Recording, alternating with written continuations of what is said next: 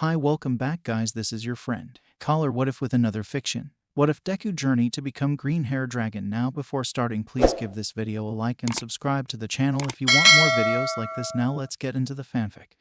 Sorry, kid. I just don't think it's possible for you to be a hero. The words of All Might echoed through the mind of Izuku Midoriya as he walked with his head down, barely even noticing the sound of crumbling leaves or breaking twigs as he walked down the forest path. Night had fallen, the full moon above bathing the forest that surrounded him with its pale light. If he were to just raise his head a little, he could see the countless stars shining brightly above.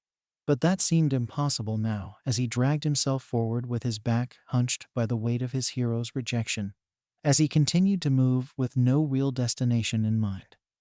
How long had he been walking now? Since that talk, his body seemed to move on its own with his mind in a haze. He could recall getting on a train and only getting off when they reached the last stop. The end of the line. Yeah, kind of felt fitting for him right at this moment. He had been dragging his feet with all his might, moving towards that dream of becoming a hero his entire life. But no one believed in him. Not the people he once thought of as friends. Not his mother who had just wept and apologized. Not even his hero thought there was a chance. It's not wrong to have dreams, repeated the words of All Might when he had walked away, leaving Izuku just standing there with his head down on the roof of a random building. Just make sure they're realistic. Yeah, I guess I knew all along, said Izuku, his voice breaking slightly as he spoke into what seemed like the empty forest around him. I really am pathetic. All I've been doing my entire life is fooling myself into thinking. Izuku's words trailed off as he found himself unable to even finish the sentence, his throat becoming dry. Glancing over to his side, Izuku saw a sign warning him of dangerous animals living in this area. The fear that should have gripped his heart, forcing his feet to turn around, never came. No, he oddly felt calm as he continued his walk. After all, what was the point? It wasn't like there was a new dream for him to pursue. Despite what All Might had said, Izuku doubted he could ever be a police officer, a paramedic, or a firefighter. They would take one look at his quirkless status before coming to the same conclusion as the heroes. That there wasn't any point in even letting him try, as they would see him as a liability. Not to mention that statistically, a quirkless person was more than 80% more likely to be denied a job compared to someone who did. Even when said quirkless person was more qualified. Quirks were everything. It was just how society worked. They really didn't have any need for someone like him. Then, another memory flashed through the teen's mind from that day. One that had been on Izuku's mind the entire train ride. If you want a quirk so badly, take a swan dive off the school roof and hope that you'll be born with one in the next life, Kaken had said, with no one around to say he had gone too far, like they agreed with him. An animalistic growl up ahead could be heard, clearly from something big. Despite that, Izuku continued forward. Maybe this would be it. If he got attacked by this or any wild animal, then at least he would be sparing others the horror of seeing his dead body. That, as well as providing some food to some hungry animals, so he would at least be helping them. The only thing that Bakugo's suggestion had over this was that it would be a quick death. Besides, it wasn't like there was anyone waiting for him back home anymore. After several long minutes, Izuku bumped into something. Finally lifting his head, his dulled eyes sprang back to life as he beheld something that warped everything he knew. On the ground before him was a dragon. Massively it towered over him, its jaws slightly open to show that it could easily eat him with a single bite. Looking up at its green scales, the boy saw trickles of red blood running downward, caused by a massive sword stuck in the creature's side. Taking a step back, Izuku wondered if this was a hero or a villain. But as far as he knew, the only dragon-like hero out there that could become a dragon was Rukia. And she didn't look like this at all. Human. Out of what hole did thou crawl? Upon hearing that voice, a trembling Izuku looked up to see that the creature's yellow eyes with red slits were now glaring at him. He could see it. The same loathing contempt that was always present in Bakugo's eyes. That he was nothing more than an annoying bug to this creature. Depart, insolent human. Otherwise, I shall eat you. As if to punctuate this statement, the dragon sent out a blast of air from its maw so powerful that Izuku was flung onto his back. Several times he rolled in the dirt and leaves until he came to rest on his stomach. The teen winced in pain, looking up to see if the dragon would rise to make good on its promise, or to see if flames were filling its mouth, ready to cook its meal first. Instead, it just seemed to lay there for a moment before turning its head to look over at the blade in its side. Alas, I am going to die. Huh. How tragic is it that the last being I met is a pathetic human. As the dragon spoke, its eyes began to close slightly while lowering its head to the ground. At the same time, something about the resignation in the creature's tone sparked something in the green-haired teen. Before he even knew what he was doing, the young man had rushed over to the dragon's side and was now climbing the dragon's scaly body. "What are you doing?" roared the dragon as it felt Izuku climbing its body, its eyes becoming round, white circles. "Cease climbing me at once." "I'm going to pull that out," grunted Izuku. The teen almost slipped as he spoke. Thankfully, he managed to catch himself at the last moment before gravity could return him to the forest floor. The dragon watched him nearing the large blade, its jaw open slightly. "You fool," it cried out. "Don't even try. If a mortal were to touch God's sword, then their mind will be torn." Izuku, however, ignored the dragon's words as his red shoes pressed against the green scales, pushing him upwards. By the time he had reached the top of the dragon's back, he could feel himself panting heavily. He could feel sweat gathering on his back between his shoulder blades and moving down, so much that it caked the dirt that had clung to it. Izuku also became aware of the number of cuts on his clothing, caused either from when he had been rolled backwards by the dragon's breath or from the sharpness of the scales. At least his hands weren't bleeding, though they were a little red. Still, regardless of his state, he had made it to the top. After wiping his sweaty brow with his sleeve, Izuku turned and began walking over to the blade. Now that he was closer, he could see that it was far taller than he was. Heck, it was bigger than All Might when he was all muscular. But he pushed that to the side while standing before it, reaching his hands out as far as he could just so that he could grip the sides. With a grunt, he began to push upwards with all his might, clearly struggling with the attempt. His teeth gritted tightly, even more sweat pouring down his face and back as he called upon every bit of strength he could muster, and then some. "Why?" asked the dragon in disbelief. "Would you not obtain a greater prize by claiming my hide? Why risk your soul and mind?" Izuku grunted a bit as he continued to push the blade out. As he did, he could hear the voices he had known his entire life. He could hear Kaken back when they were children, laughing at him before proceeding to beat him up for trying to stand up to him. He recalled the voices of the teachers back in preschool, the voices of the parents.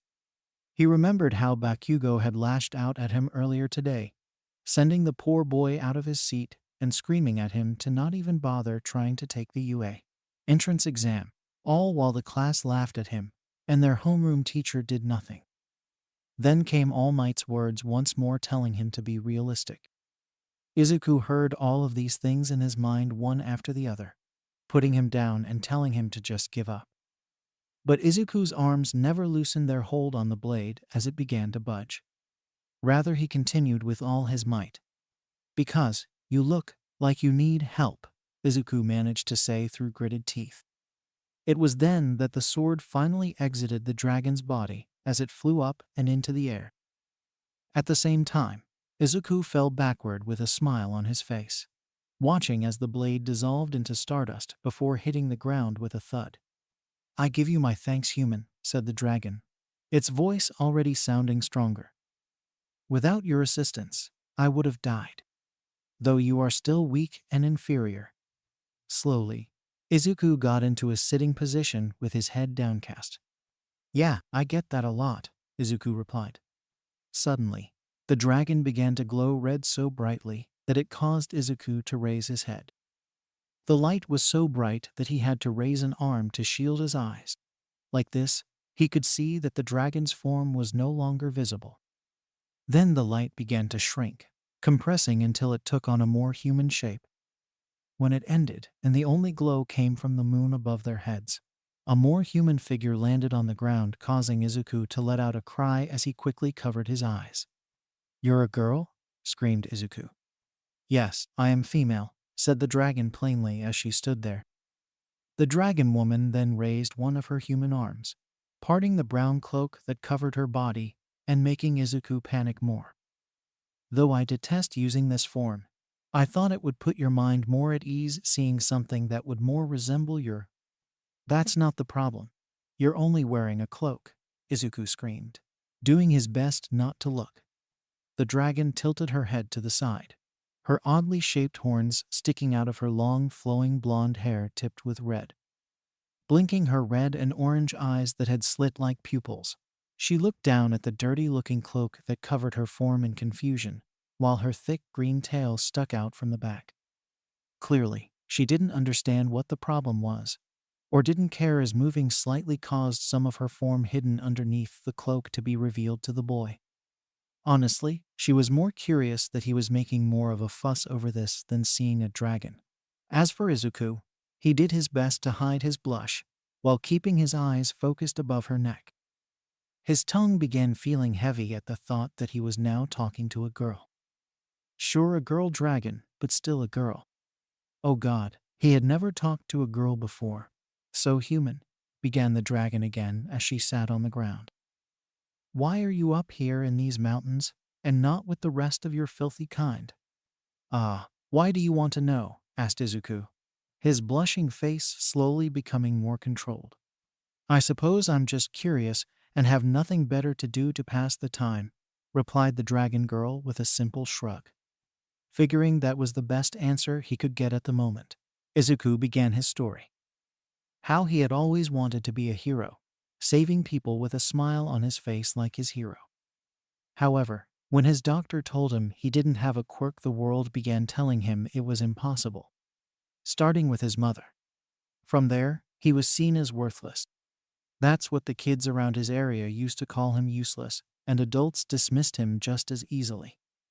All of this leading up to today, when the hero he admired more than anyone else said the same thing, to just give up. After that, I kind of just wandered here without really thinking about it. I just don't fit in anywhere, finished Izuku, a few tears forming in his eyes. "You too?" That caught the teen's attention. Looking at the dragon girl in surprise, he now saw that she was looking up at the sky with clear sadness in her eyes. A sadness so deep that it almost made him cry for reasons he didn't understand. "I don't fit in anywhere either," admitted the dragon. "I don't even have a place to go back to." Hearing that caused something to stir within Izuku. He tried to fight it, tried his best to hold it down. But the more he saw of the girl's mournful expression, the stronger that feeling became. So, nervously, he spoke. Would you like to stay with me?" If you want," asked the boy. The girl's head snapped to look at him. Her eyes, which had been dull up until this point and looking down at him with disdain, suddenly changed. They widened as she stared at him before lighting up, tears forming. Then, as the moonlight began to shine more brightly upon her, the dragon smiled so warmly. "Yes, I'd love to." Tears were leaking out of Izuku's eyes now as a wave of happiness struck him. Tonight, he had done it. He had saved someone in trouble and had brought a smile to her face. He did that all without a quirk. Maybe there was hope for him yet. "Great.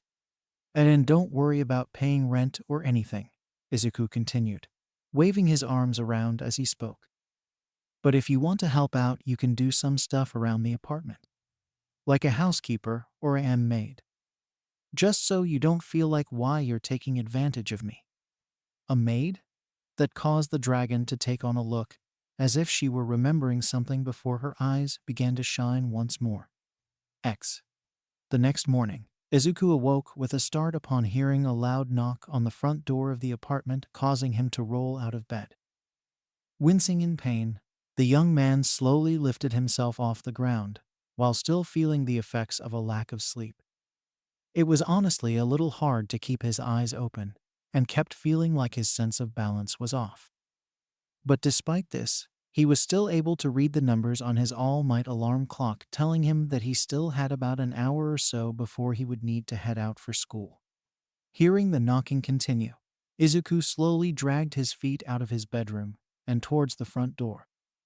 As he made his way through the empty apartment, he couldn't help but feel just how much the place had changed since his mother had left to join her husband in the States. Where there had once been a warmth that was present whenever he came home, the place now felt cold and lifeless, even when he was here. It was now just a place where he went to hide from the rest of the world when it all became too much. The only one who ever seemed to check up on him was Mrs. Bakugo, which, given the amount of knocking, was probably her. At the very least, he kept it clean. With a yawn, he recalled the strange dream he had the night before about finding a dragon in the forest and helping it out of a jam. A nice dream, but now he was back in reality. Soon he would have to go back to school and figure out how he was going to move on from his dream of being a hero. Opening the door, he was greeted by a sight that made his heart stop. It wasn't Mrs. Bakugo. Instead, Izuku saw the very recognizable head of the dragon he had thought had been but a dream was looking right at him. Her head filled his vision as she stared at him. A bright red flash of light later, and she was in her human form, now dressed in more proper clothing. A maid-style outfit now adorning her body. She smiled happily at him before speaking in a much cheerier tone. "Good morning, Mr. Midoriya," maid Toru reporting for duty. Izuku did not end up going to school that day. Also, he learned that Toru was not a girl with a dragon quirk, but instead a real dragon. It was kind of hard to ignore when the now super cheerful girl began demonstrating so many unusual abilities and behaviors that no single quick could explain. "All right, Mr. Midoriya," Toru had said as soon as she was allowed inside the apartment. "How can your wonderful, amazingly perfect maid assist you first? Would you like me to help you undress?" As she said this last part, Izuku felt a shiver run down his spine as she licked her lips. That, as well as giving him a look that no girl on earth had ever given him before. And no," Izuku said as he glanced down at what he wore to bed.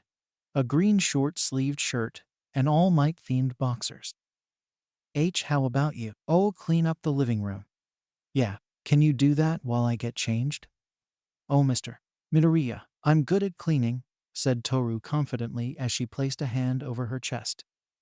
"Just watch, and this room will be cleaned before you even set foot in your bedroom." Then, before Izuku's eyes, the girl opened her mouth to show that her normal, human teeth had been replaced with fangs that seemed too large for her body. But that was only the beginning, as an orb of fire formed in her mouth. Izuku tried to shout, yet it was too late as Toru unleashed the cleaning attack. In less than a second, everything in the living room was gone. All the pictures, the furniture, the TV, his hard copies of All Might's interviews, and anything else along with the dirt was gone, leaving only a sparkling clean and empty room. "How was that, Mr.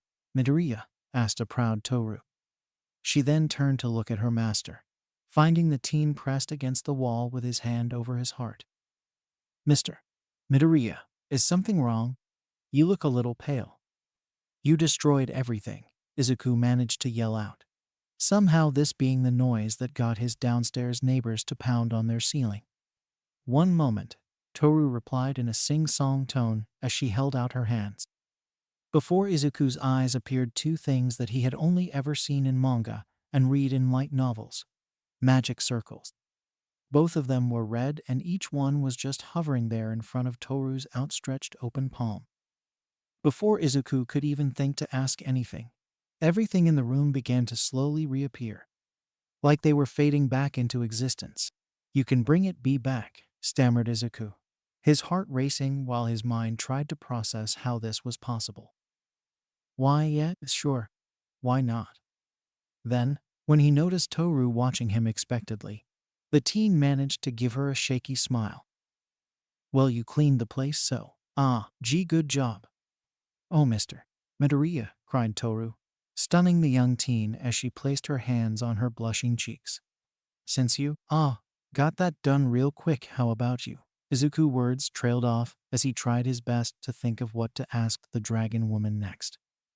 He needed something that would take her longer than a second to do so he could get dressed and get his thoughts in order due to all this craziness. Then, as he felt his stomach rumbling, he got an idea. Breakfast. How about you make us breakfast? Leave it to me, replied Toru, giving Izuku a salute. After showing Toru to the kitchen, Izuku raced towards his room doing his best not to slam the door behind him in the process. Quickly changing into one of his joke t-shirt shirts and jeans, he had begun doing his best to process what he knew about quirks. Everyone got one quirk, and, while some of them looked like they had multiple quirks, they were always part of the same quirk. Gang Orca was a prime example. The pro hero not just looked like a mix of a human and an orca whale, but had all the powers of the killer whale as well. Things like being able to swim really fast, dive deep underwater, and use sonar all seemed like separate abilities, but they were all part of a singular quirk. With Toru, he could believe that she had a quirk that let her become a dragon and gain all of its fabled abilities. It would make sense that she could transform into one, fly, and even breathe fire. Yet, when she used the fire to clean the room, he hadn't noticed a single burn mark anywhere. It was like the flames were able to pick and choose what was incinerated, and then there were those magical circles that brought everything back. Those were things he couldn't explain. This left Izuku with one of two choices. 1. He had to expand his thinking to believe that a person could have more than one quirks. And that person just so happened to be a dragon woman he found alone in the mountains with a giant sword sticking out of her side. A sword that just turned to dust after he pulled it out. Thinking about these other factors made option 2 all the more likely. That option being, Izuku's thoughts were cut off as he heard a loud explosion. Calling out Toru's name in a panic, the teen raced out the room with the clothing he had slept in still in his hands. As soon as he was in the hallway, the teen could see the black smoke running over the ceiling. Heart pounding in even more fear, Izuku dashed into the kitchen to find Toru, thankfully alive and okay, coughing over the stove. Toru, what happened? Asked a still panicking Izuku. Toru turned to look at him with a pout on her face, holding up the frying pan she had been using. Or, at least, what had once been the frying pan. The thing now looked like it had been both burnt and melted, with the middle of the pan completely gone.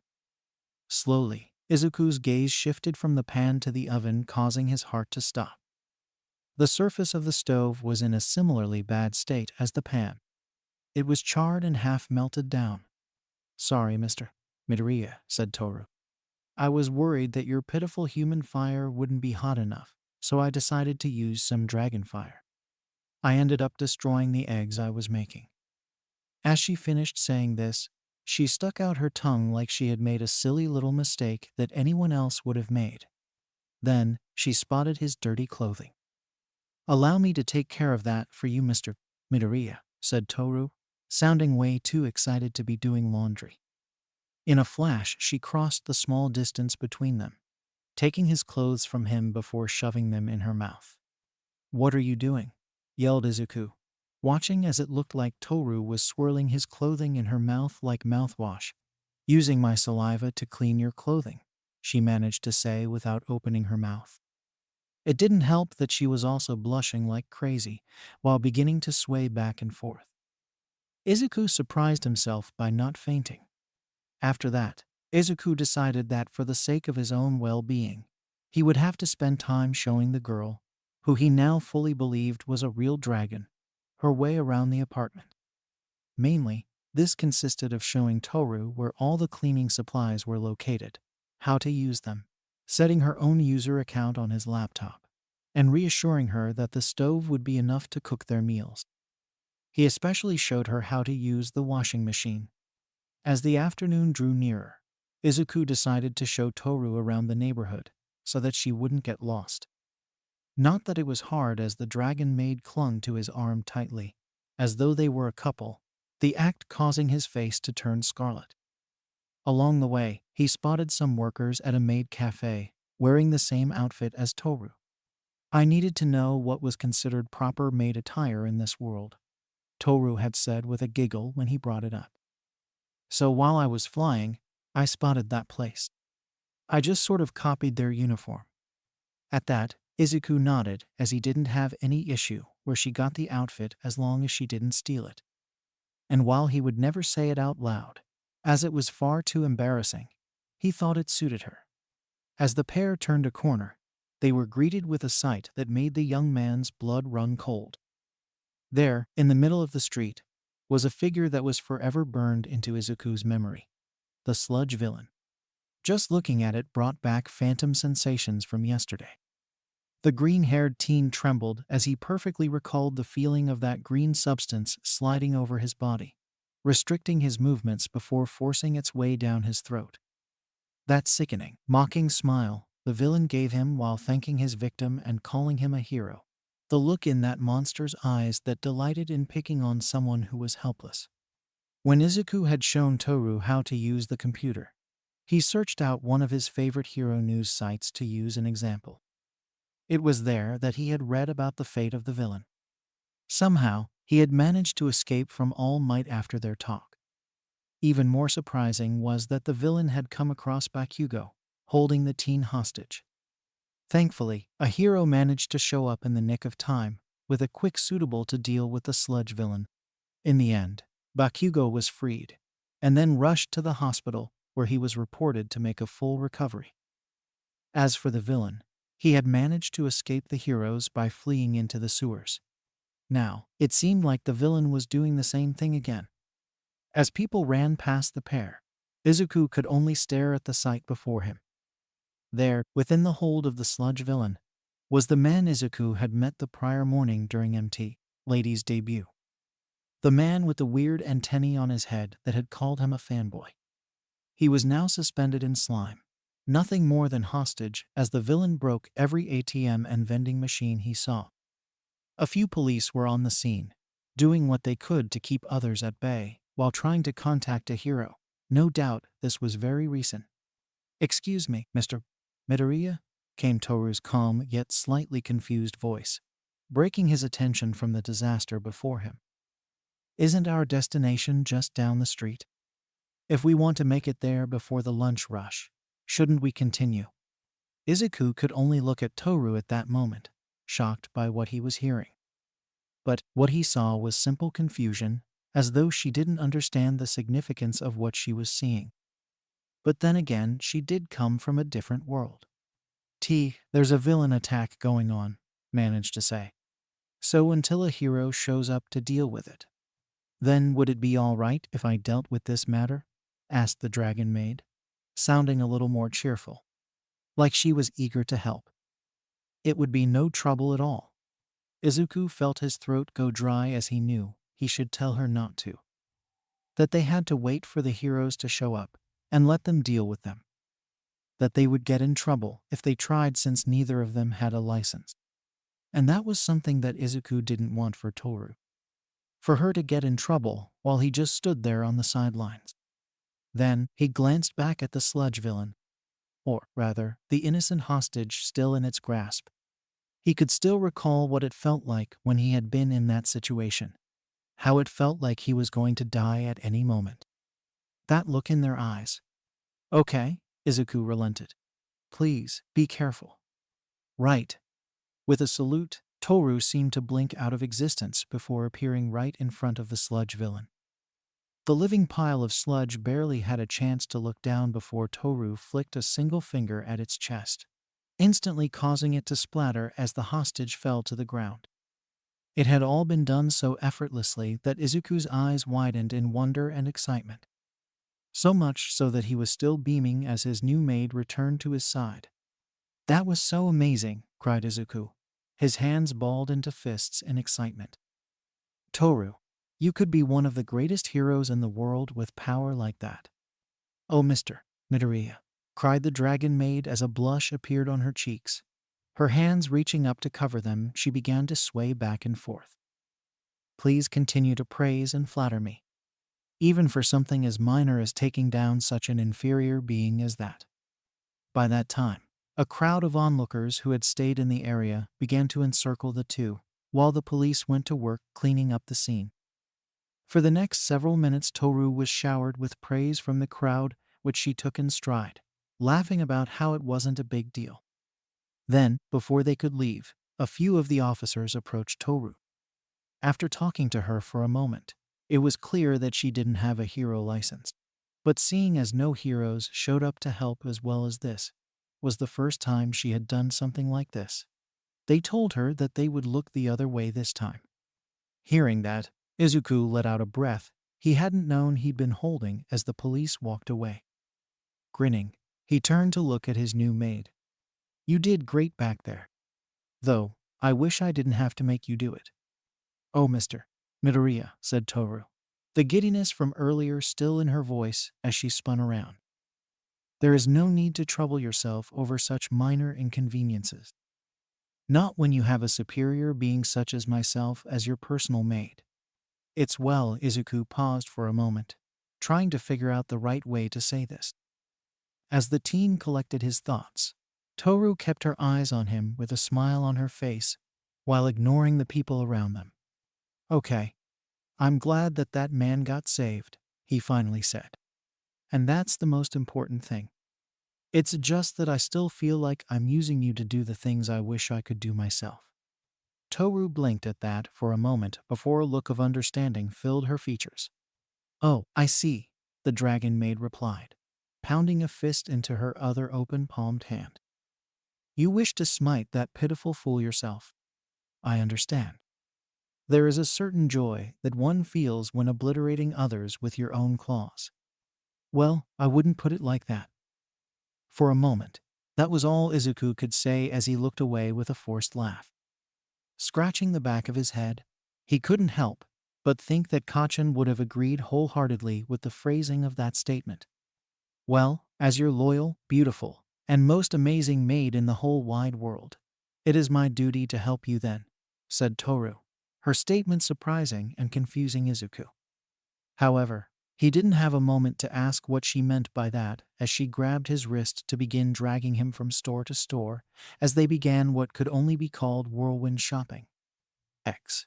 It wasn't until dinner was served that night that Izuku discovered what Toru meant. On the kitchen table sat a bowl of rice with bits of meat on top of it that he certainly didn't recognize. Slowly he poked at it with his chopsticks several times before asking Toru what it was. It's meat from my tail, replied Toru happily, the sound of a record skidding to a halt accompanying her. Hearing this caused the teen's mouth to drop in horror, his chopsticks falling to the ground. Looking down at her feet, he saw that, indeed, the tip of her tail had been cut off with the insides looking a lot like the meat he was about to eat. Why? Was the only thing Izuku could ask. Oh, that's simple, Mr. Midoriya, giggled Toru, not seeming bothered by the fact that she had cut off a part of her own body, cooked it, and was now serving it to Izuku. You said you wanted to become stronger, right? Well, this is how your amazing maid is going to help you. Tell me, does this world have stories about what happens when you eat the flesh of a mermaid? Izuku blinked at this before replying. That sounds familiar. Ah, something to do with immortality. Oh, is that how it goes in this world? Asked Toru, her smile fading as she looked at Izuku, while her hands moved to her hips. Sort of lame and boring. But I suppose that it can't be helped. You see, the human who eats the flesh of a mermaid doesn't become immortal. Instead, they gain a much longer lifespan because they become a mermaid. The same is true about dragon meat. Izuku gasped. His eyes widened in surprise when he heard this. Now, don't get the wrong idea, continued Toru. It isn't like it'll be eating a single meal, and then poof, you're a dragon. You have to eat dragon's meat constantly every day for about a year. Missing just one day will kill you. So you will need a steady source of dragon meat, as well as the dragon's consent, so they can remove as much of the poison in their bodies. That's the best way an inferior human can survive the process. Believe me, I've seen plenty of foolish humans trying to munch on the bodies of dead dragons only to die as soon as the meat touched their unworthy tongues. There was even this king, who offered up everything he owned for a piece of dragon meat. He survived the first bite somehow but died the next day. Still, even if you have me by your side, there's no guarantee that this will work. There will still be poison in the meat, making you sick. That could kill you just as easily as the process. Also, you'll never be able to return to being a pitiful human again. Don't know why you would want to. Izuku looked down at the dish in front of him, watching as the steam rose while taking all this information in. He stared at it, the words of his doubters ringing in his ears. Then, he remembered Toru's smile in the moonlight. He wanted that. He wanted to make as many people smile like that as possible. And as he was now, that wasn't possible. If his dream wasn't worth risking his life, then what was the point? I understand. With that, Izuku went to pick up his chopsticks. However, Toru was faster as she swooped them up as a playful smile returned to her face, and had her pupils turned into hearts. Carefully, she scooped up some of her tail meat along with the rice before placing it right in front of the teen's lips. Then eat this, she said before feeding him. The next several months became nothing short of a living hell for Izuku Midoriya. After taking that first bite of Toru's tail, he began to feel the effects of what little poison it still contained. His body began breaking out into a cold sweat, his insides burning, stomach turning, a pounding in his head like rapid-fire machine guns going off, his throat going dry, the world spinning around him, and so much more. Yet the teen steeled himself before taking another bite. When he finally finished, Izuku nearly passed out as he fell to the floor with his clothing drenched in sweat. Things did not get any better as the night progressed.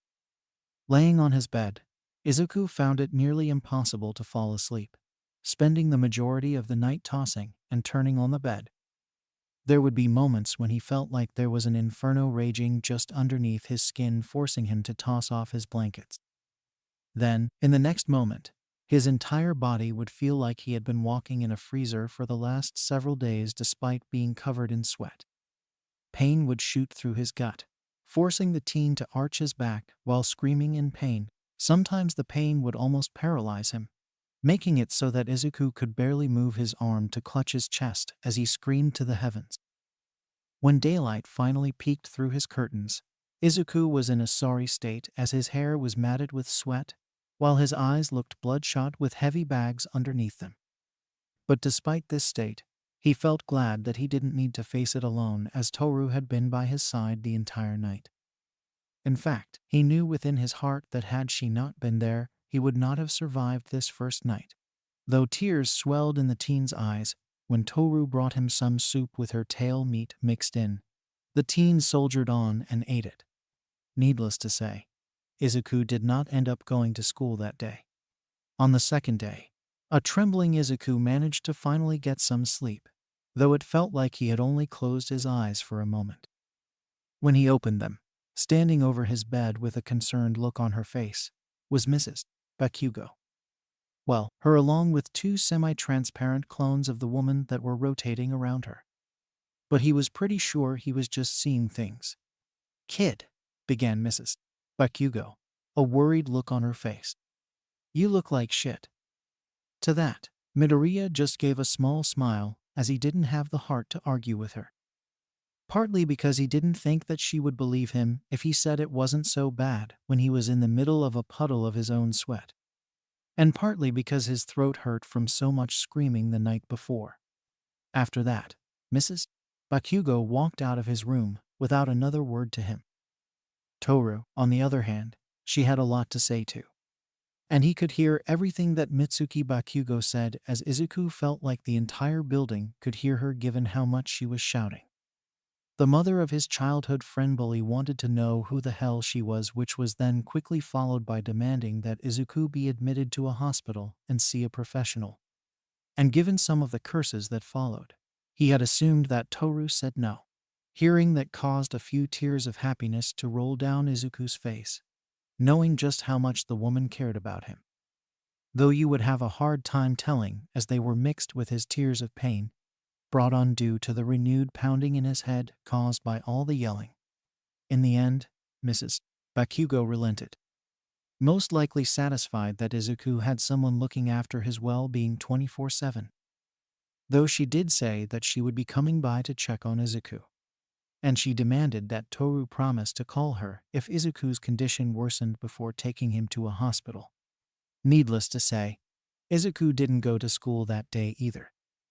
Nor did he go to school for the rest of the week. On Friday afternoon, Katsuki Bakugo could be seen making his way towards the Midoriya apartment with a rare subdued expression on his face. The teen walked with his head down, hands in his pockets, while wearing his school uniform. Every once in a while he would glance to the side where a door was, checking the door number with an expression that seemed almost out of place on the bomber boy's face. He lacked his signature savage smirk brimming with confidence as well as his angry sneer. Instead, he looked thoughtful. With each step he took, the events of the week played in his head, starting with his capture by the slimy hands of that villain. Needless to say, that had been a major blow to his ego. Despite all the work he had done with his quirk, training with it and studying so that he could get into the very best hero school in the country, that nobody villain had managed to capture him within its disgusting body. Then, as if to make matters worse, when he had managed to regain consciousness, every explosion that he had unleashed trying to free himself had done nothing. Well, to the villain at least. The streets, cars, and maybe a hero or two were different stories. All he could do was just remain there, waiting for someone else to save him. He felt useless. Probably how Deku felt every day. That thought caused Bakugo's stomach to turn in on itself, nearly causing the ashen blonde to trip. He still remembered what he had said to Deku before all that shit went down. How he told him that if he wanted a quirk so badly that he should jump off the roof and hope for a quirk in his next life. Afterwards, the two lackeys that hung around him said that he might have gone too far. Though he brushed it off at the time, even he knew they were right. Still, he reassured himself that there was no way a coward like Deku would ever go through with it. When he awoke at the hospital, he was surprised to see that Deku hadn't shown up. Nor did the nerd who had followed him around his whole life calling him by that childish nickname leave a card. And when he went to school, Deku wasn't there. None of the worthless extras there seemed to know what was going on with him. Deku was just gone. To be honest, that had made Katsuki worry. It was when he had gotten home that day that he sort of found out what was happening. According to his mom, Deku looked like he was at death's door. Though the rest of the conversation became lost on him as the two began a screaming match. He couldn't remember most of the details besides some of his more colorful insults. But he did make sure to call her stupid for not dragging his worthless ass to a damn doctor. Then she hit him upside the head, yelling at her son to just shut his mouth and go visit Midoriya. After that, Katsuki just stormed into his room, where he then fell onto his bed to stare at the ceiling. For several long hours, he ignored the world around him as he became lost in his own thoughts. What were the odds that Deku would get that sick right after he had told the nerd to off himself? Was it like in those stories he had heard about where the person becomes sick because they lost the will to live? Eventually, Katsuki just let out a growl before turning over as he did his best to shut out the voices in his head. If there was one thing that Katsuki knew, Deku was the most stubborn pebble he had ever stomped on. No matter what he said, no matter how many times he said it, or blasted that worthless stain across a room, Deku refused to take the hint. So what made that time so different? Like there was anything anyone could say or do that could break that endless enthusiasm. Right. Now, here he was, bringing Midoriya all the assignments he had missed. Thinking about how he had been saddled with this shitty job brought back some of the familiar rage that Bakugo was used to feeling. He could still recall how their homeroom teacher had lazily stood at his desk, asking for a volunteer to deliver all these papers to Deku. Doing it in the same tone that came when you were doing something you really didn't want to. The worthless extras in his class reacted in the same manner. No one caring at all for the nerd's plight, while whining that they didn't want to waste their time delivering anything to him. Heck, there were rumors going around saying that the damned nerd had some sort of disease that only affected the quirkless, and that if any of them approached him for too long, then they would lose their quirk. But in the end, the papers had to be delivered. And since Bakugo was one of the few people who knew where Midoriya lived, he had been volunteered for the shitty job. Finally, Bakugo arrived at his destination. Angrily, he slammed his fist on the door several times before looking down into his bag. He shifted through his own books and folders, eventually finding the large stack of assignments for Deku, just as the door opened. No doubt it was that nerd having crawled out of bed. "Here's your assignments, you damned nerd," Bakugo half yelled, holding out the stack of papers without bothering to look at the person standing in the doorway. "And don't you dare go all sentimental on me, thinking I'm doing this because I like you or anything. The damn teacher forced me to since no one wanted to waste their time on your ass." When he felt someone taking the assignments, Bakugo finally decided to look up.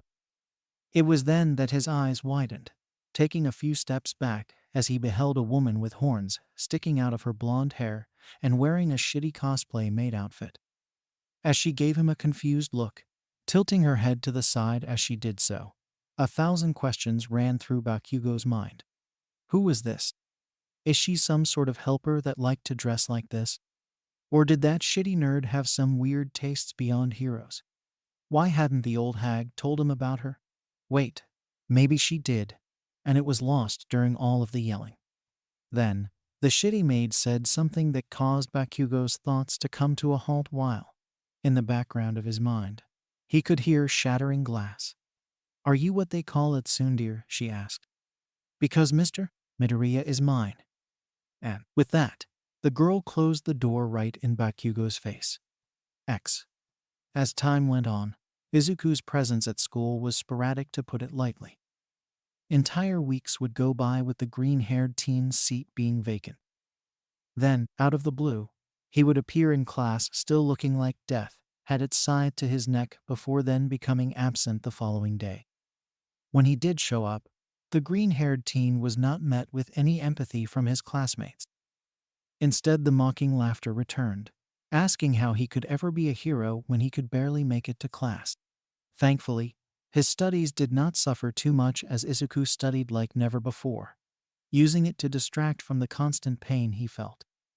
And whenever Bakugo, or one of his female classmates, brought him a stack of assignments, Izuku poured every bit of his strength into completing them. The mockery from his class ended one day when one of the other guys in his class came to deliver Izuku's homework. This young man had never expected in a million years to see a maid like Toru opening the door with a cheerful smile. As his eyes trailed down from her face towards Toru's chest, Izuku's classmate couldn't believe that such a lovely maid was looking after the quirkless loser. And when he left, he had to tell everyone about this.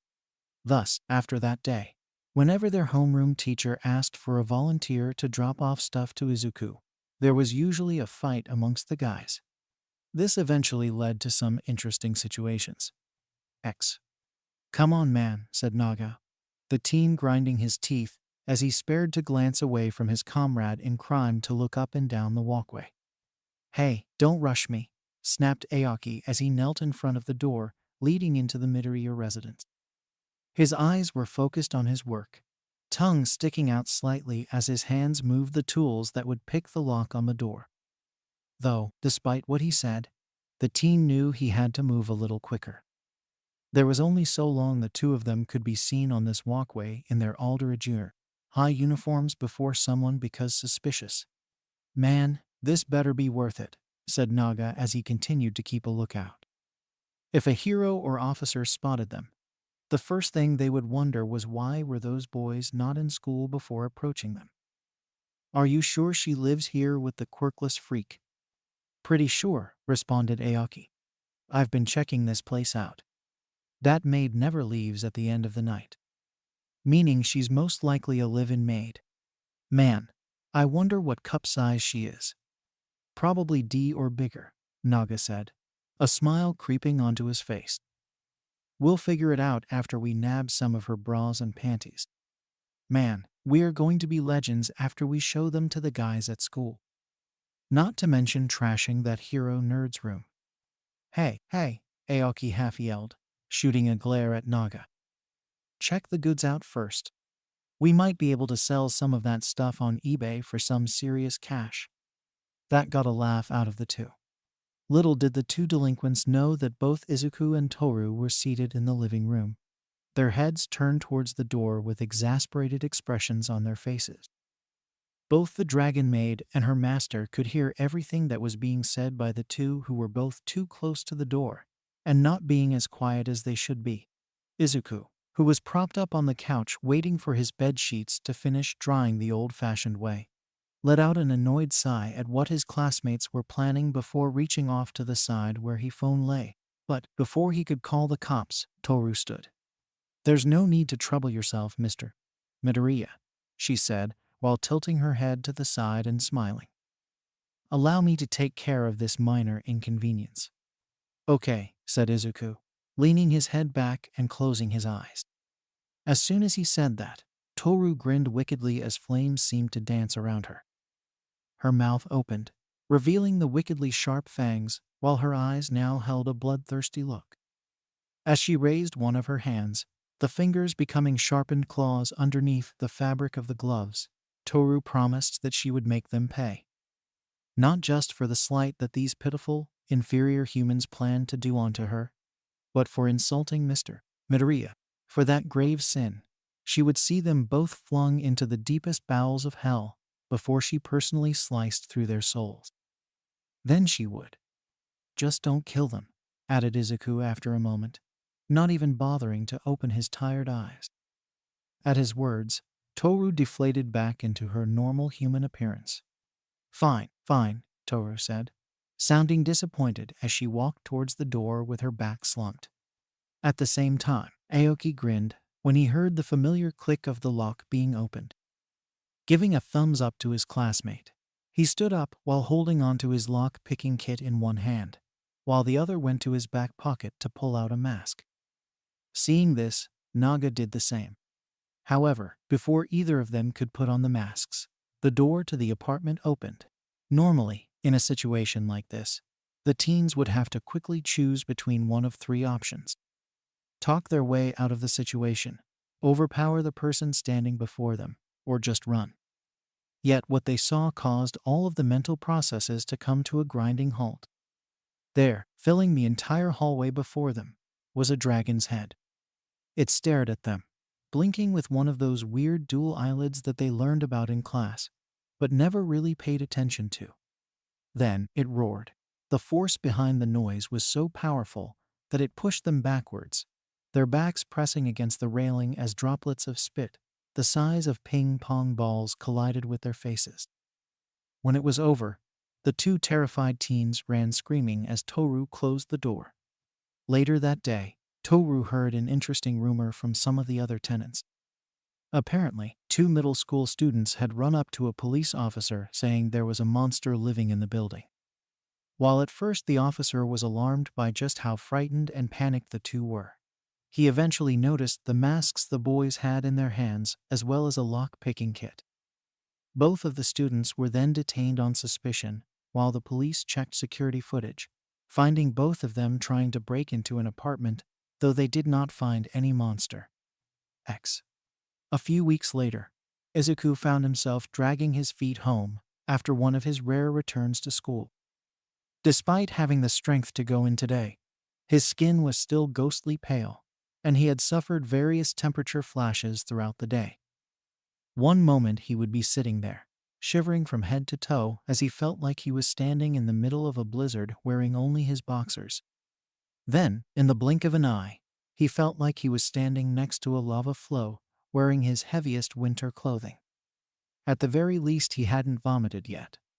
As the people on the street gave Izuku room, most likely out of the desire not to catch whatever he had, The teen briefly wanted to reconsider calling Toru and asking for her help getting home.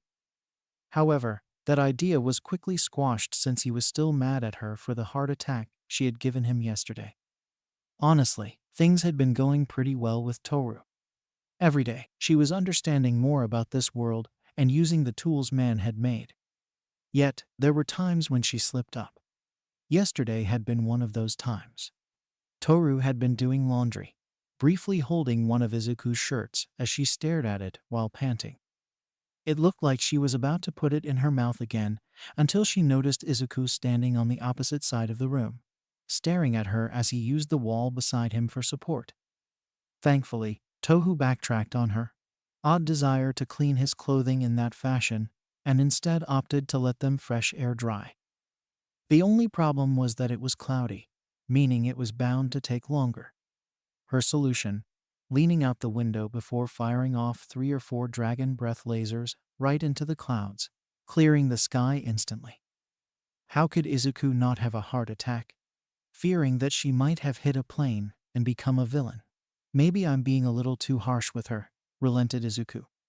I'll just talk to her again. Tell her that I just don't want to see her getting in any trouble. It was then that he noticed something odd up the street. It was a little girl, most likely an elementary student, with white lavender hair that was tied into pigtails. Her attire seemed a bit off, as it wasn't something he regularly saw. Instead, she had on a white capelet with a fur collar, a pink blouse, a frilly white skirt, and pink shoes that one would normally find on a Western-style doll.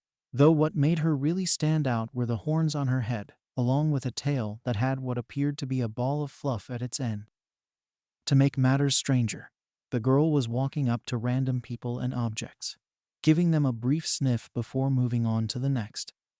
Something about her appearance and behavior set off alarm bells in Izuku's mind. That this girl might be from the same place that Toru came from.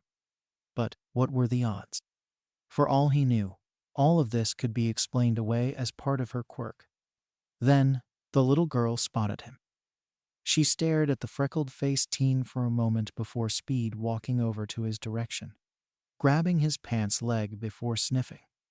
"You smell like Lady Toru," said the girl when she finished, looking up at Izuku with those big eyes. For a moment, Izuku stood there as whatever color he had left vanished completely, leaving him as pale as a ghost. Then, he realized something. This little girl had been able to tell he was close to someone just by smelling him, even going as far as calling out the dragon maid by name. What's more, this little girl had gone as far as giving Toru the title of lady. Had he been right? Was she another dragon?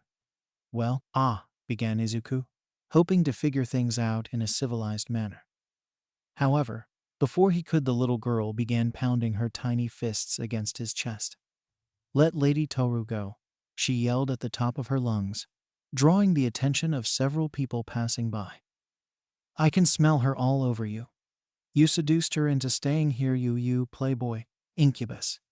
Adrenaline quickly began pumping through Izuku's system, the color returning to his body as it did, while the teen made a quick decision. He grabbed the little girl. Somehow he managed to hold her under his arm as he ran down the street at full speed. All the while, the little girl continued to beat her hands onto his chest, legs flailing about. Oddly enough, the blows didn't feel all that powerful. In fact, he could barely feel them. That's odd, thought Izuku, his mind analyzing this as he ran. I've seen what Toru can do with just a flick of her finger. These blows, they should have broken my rib cage and turned my bones into powder. Is she messing around? No, she seems like she's trying to escape from. Wait a minute. I just kidnapped her. Oh no, am I a villain? Quickly glancing around, Izuku noticed that while some people were watching him now, none of them were doing anything else. Wishing to keep it that way, Izuku placed a hand over the child's mouth, hoping to stop her from making more of a fuss. "Listen, I'm not a bad guy," said Izuku in a hushed voice. "I'm not kidnapping you for any villainous purposes. Just taking you to see Toru. So could you please calm down?" Izuku was then cut off as the girl's mouth opened wider than what would have been considered normal to most. revealing razor-sharp teeth that dug into the teen's skin. Thankfully, the run to the apartment wasn't that far as he had only been a block and a half away. Panting, Izuku soon opened the door to his apartment with the little girl in tow. The green-haired boy had his good hand pressed against the wall, using it to steady himself, while his other hand was covered in his own blood, while dripping blood onto the floor. Thankfully, knowing Toru, she could clean all this off with a little bit of magic. "Welcome home, Mr. Midoriya," said Toru as she came to greet them. "I trust you had a—" Her eyes then widened when they fell on his hand, ending her cheerful expression in less than a heartbeat. "Mr. Midoriya, what fool has dared to harm you? I shall rip out their still beating heart and crush it before their eyes for this offense." Izuku then noticed her eyes darting towards something behind him. It was pretty clear that she had noticed the little girl now, and that seemed to make Toru even more angry. "Mr. Midoriya, are you cheating on me? I will crush this little floozy with—" Thankfully, the girl stepped out from behind Izuku at that moment, causing Toru's anger to instantly vanish. "Lady Toru," cried the girl as she raced to embrace the dragon maid. Toru just continued to blink in shock as the little girl's arms wrapped around her. "Kana?" was all Toru could say. "Mr. Midoriya, where did you find her? And Mr. Midoriya, I forgot you're hurt." Izuku just gave a weak smile at that, ready to wave it off as nothing since Toru was in the middle of what seemed like a heartfelt reunion. But before he could tell her it was nothing and would just bandage the wound himself, the dragon maid was upon him. Grabbing the upper arm connected to his bleeding hand, she brought him to the living room to rest for a moment as she searched for a first aid kit. It took her several minutes and several crashes to find it, and when she did, she returned to Izuku's side, where she then knelt down to begin dressing his wound. All the while, Kana was giving the green-haired human the stink eye. "So, I take it you know each other," began Izuku, doing his best to break the ice. "Yep," chirped Toru as she finished cleaning the blood off his hand, thankfully not licking it off. "This girl's name is Kana Kamui. She's an acquaintance of mine." "It's nice to meet you," said Izuku warmly. However, Kana just continued to sit across from him on the floor, still giving her host the stink eye. "Lady Toru just vanished one day," said Kana after a moment of silence, her eyes shifting over to the maid. "No one has seen or heard from her in some time." As the younger dragon said this, Izuku felt the urge to ask Toru why. If she had people, dragons who cared about her, the least she should have done was to let them know she was all right. However, when he looked down at her, Izuku noticed that Toru had lowered her head slightly, while her eyes seemed to be unfocused, like she was lost in her own thoughts and memories.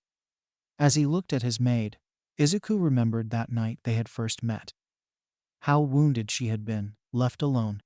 How she had said she didn't have a home to go back to, that she didn't belong anywhere. Did she think that, because of whatever happened to her, that no dragon would help her? Or was it something else? Regardless, this wasn't a subject that Toru wanted to talk about. He knew the feeling.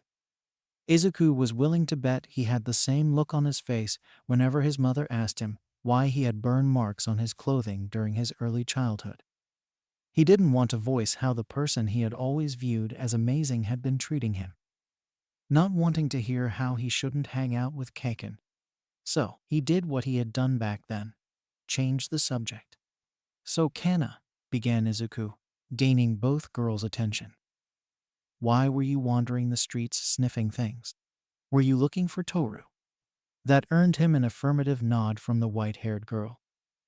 "Yes, I saw the blasts that cleared the clouds and sensed her magic," she said. "That helped me narrow down where she could be.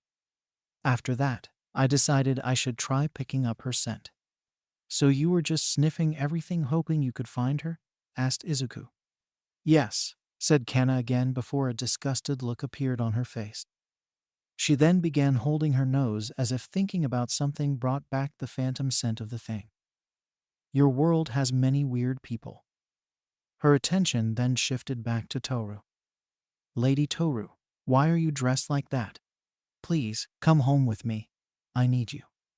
I can't, said Toru in a sad yet firm tone.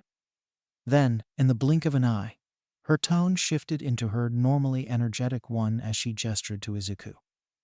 Because I have fallen head over heels for Mr. Midoriya, and am helping him become a dragon.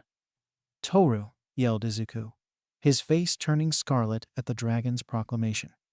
I knew it, exclaimed Kana, standing up. Izuku quickly turned to look at Toru, hoping that he could get her to say something to calm the situation down. However, the maid was off in her own little whirl. Her hands were on her cheeks, a giggle that might have been perverted escaping her mouth as drool leaked from the edges. He then looked back at the younger dragon girl, finding a purple aura of malice surrounding her. He could hear her mumbling something like I knew it, and a few other choice words that really shouldn't come from anyone that looks that young. Then, a thought came to him. Is the reason you need Toru's help because you're weak? Asked Izuku with a finger raised. Kana's shock at being called out like that was so powerful that everyone in the apartment could hear glass shattering. What gives you that idea, Mr. Midoriya? Asked Toru, who had calmed down, now shooting questioning looks between Izuku and Kana. While Midoriya was still sitting there with his good hand on his chin looking thoughtful, Kana looked to be sweating bullets as her face paled. Well, when I brought Kana here, she was struggling to free herself, replied Izuku, earning a gasp from Toru. She was kicking up a storm and punching my chest the entire time. Yet they barely had any power in them. And now that I think of it, I think being bitten by a dragon should have taken my hand clean off, even if she was in her human form. Izuku then tilted his head as a new thought came to him. Maybe she's not eating right? Kana, how long have you been here? When Izuku looked over at the younger of the two dragons, he almost did a double take when he noticed that Kana had turned around so as to not face either of them. Not my fault, she managed to mumble. Lady Toru is special. This place has low mana purity. A pit began to form in Izuku's stomach as some of the pieces to this puzzle were coming together. Kana wanted to leave this world, but lacked the power to do so. Hence why she sought out Toru. However, why was she here in the first place? She had admitted it herself that no one knew where Toru was, so why go looking for her in another world? So, if it wasn't that, then why was she here? Had some human banished her to this world to save their kingdom, making her someone else's problem? Or had it been some sort of sick dragon hunter, sending dragons to another world where they would be as helpless as a literal child? The explanation Izuku got was not what he was expecting. Apparently, Kana liked to play pranks in order to get her parents' attention. So one day, after a prank went a little too far, her parents sent her to this world in order to reflect on her actions. Much like how some parents will kick their children out of the house. Yet, there seemed to be no signs that her parents were watching her. Nor did she seem to have any means to contact them. Could you take her back? Asked Izuku, as he continued to process what he had heard. He knew what it was like to live all alone with your family so far away. However, there were some major differences.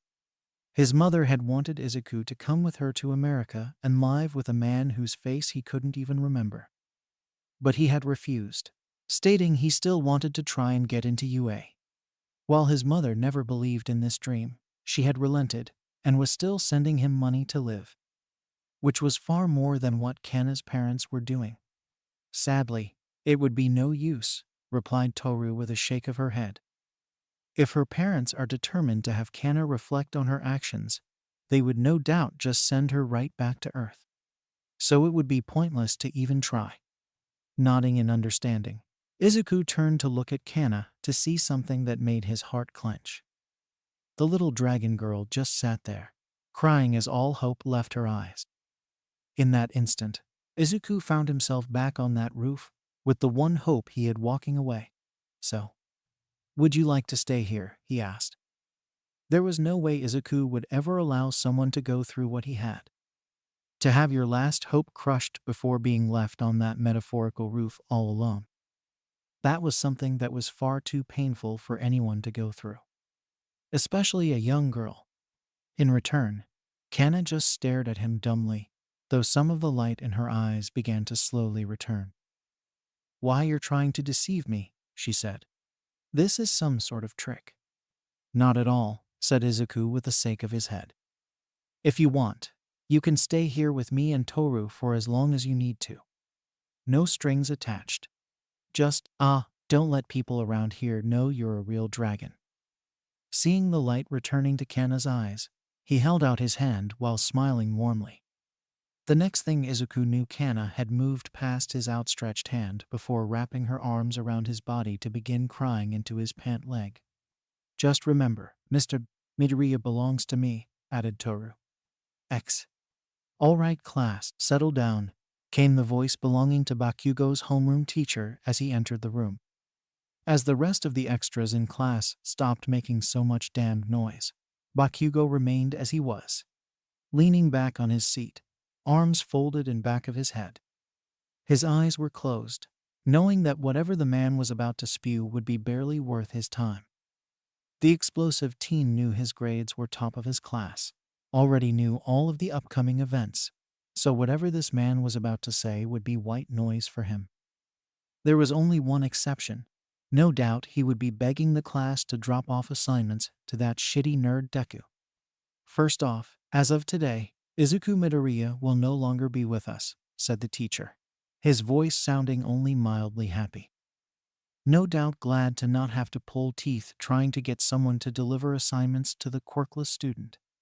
As the majority of the class seemed to adopt an about-time attitude, Bakugo sat up straight in his seat. "What does that mean?" roared the teen, his eyes wide.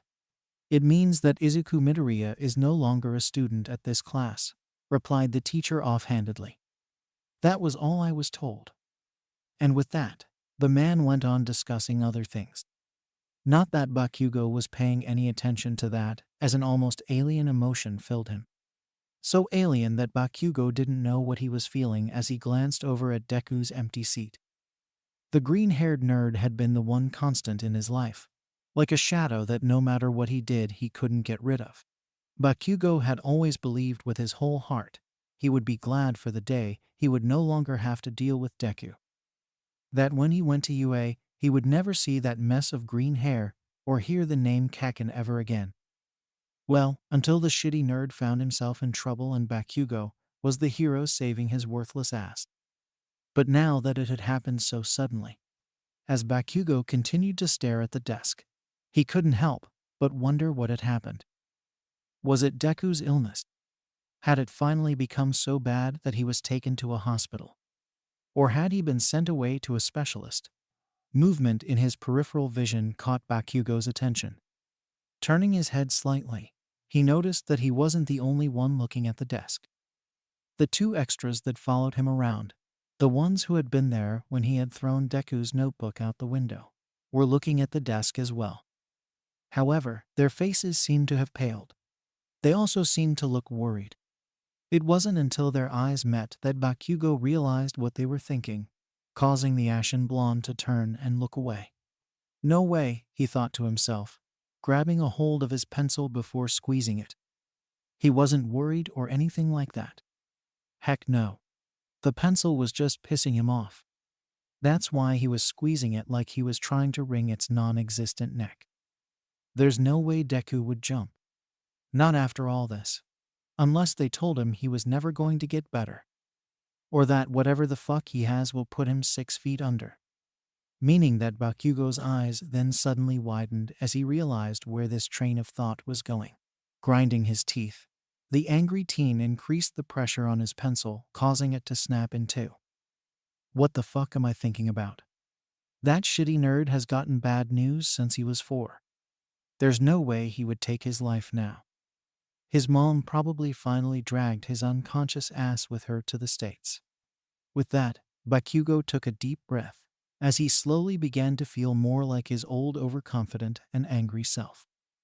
Mostly because he had just destroyed his last pencil. However, despite that, Bakugo found himself walking over to the Midoriya apartment one last time after school to find it empty to his shock. At that same moment, Izuku Midoriya was walking out of his room within his new apartment, having just finished putting away the last of his All Might merchandise. Slowly, he stepped into the combination of living dining kitchen, which honestly made the place feel more open. To his side was a sliding door that led out to a balcony, something his old apartment didn't have. During the day, it would allow for more sunlight to shine in. Well, that as well as allowing the girls living with him to exit that way via turning into dragons if the need ever arose. As Izuku moved to sit on the couch, next to Kana with Toru humming happily in the kitchen, he was glad he had made the decision to move. While his old apartment held so many memories, both good and bad, it was feeling a bit cramped for the three of them to be living there. The kitchen, for example, had been fine back when it had just been Izuku and his mother sitting across from each other. It was the same when it was just him and Toru. But with Kana now living with them, it just felt more cramped. Same with the living room. So, after a few days of recovering, Izuku and the two disguised dragons went to a real estate office to see if they could find something a bit bigger within their budget. And after several attempts, the trio settled on an apartment whose building had a community roof that the girls seemed to really enjoy. As Kana turned on the television to watch an anime, a weird one about a tanuki trying to take pictures of a fox girl, Izuku watched along with her. Though his attention was a tad more focused on how well this was going to work out.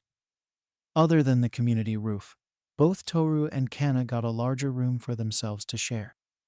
Speaking of Toru, she was delighted to discover that this location was closer to an outdoor shopping district that she really liked. As for Izuku, he will be finishing his middle school education at a new school. He only hoped that it would be pleasant. Izuku quickly discovered that his new middle school was much friendlier than what he was used to. It was a shocking experience to see so many people asking if he was okay when he brought up the fact that his health had been on the decline for most of the year. No one asked what was going on with him or about his quirk, Izuku theorizing that they were afraid that his quirk was the source of his health issues. As for Kana, she decided to go to elementary school herself. There she quickly became friends with a girl named Satsuki Isui, the younger sister of his classmate Tsuyu. Because of this, Tsu was the one to always deliver Midoriya's schoolwork to him whenever he was feeling sick. That as well as allowing him to copy her notes as they sat at the kitchen table, the two younger children playing as they did so. This somewhat bothered Toru. "I will agree to allow you into our home as you are a classmate of my master," began Toru in a sweet tone before her eyes narrowed. "However, if you plan on stealing him from me, I shall boil you in oil and feast upon your soul, okay?" If that bothered the frog girl, she didn't show it. And so, Izuku continued to live with his new makeshift family.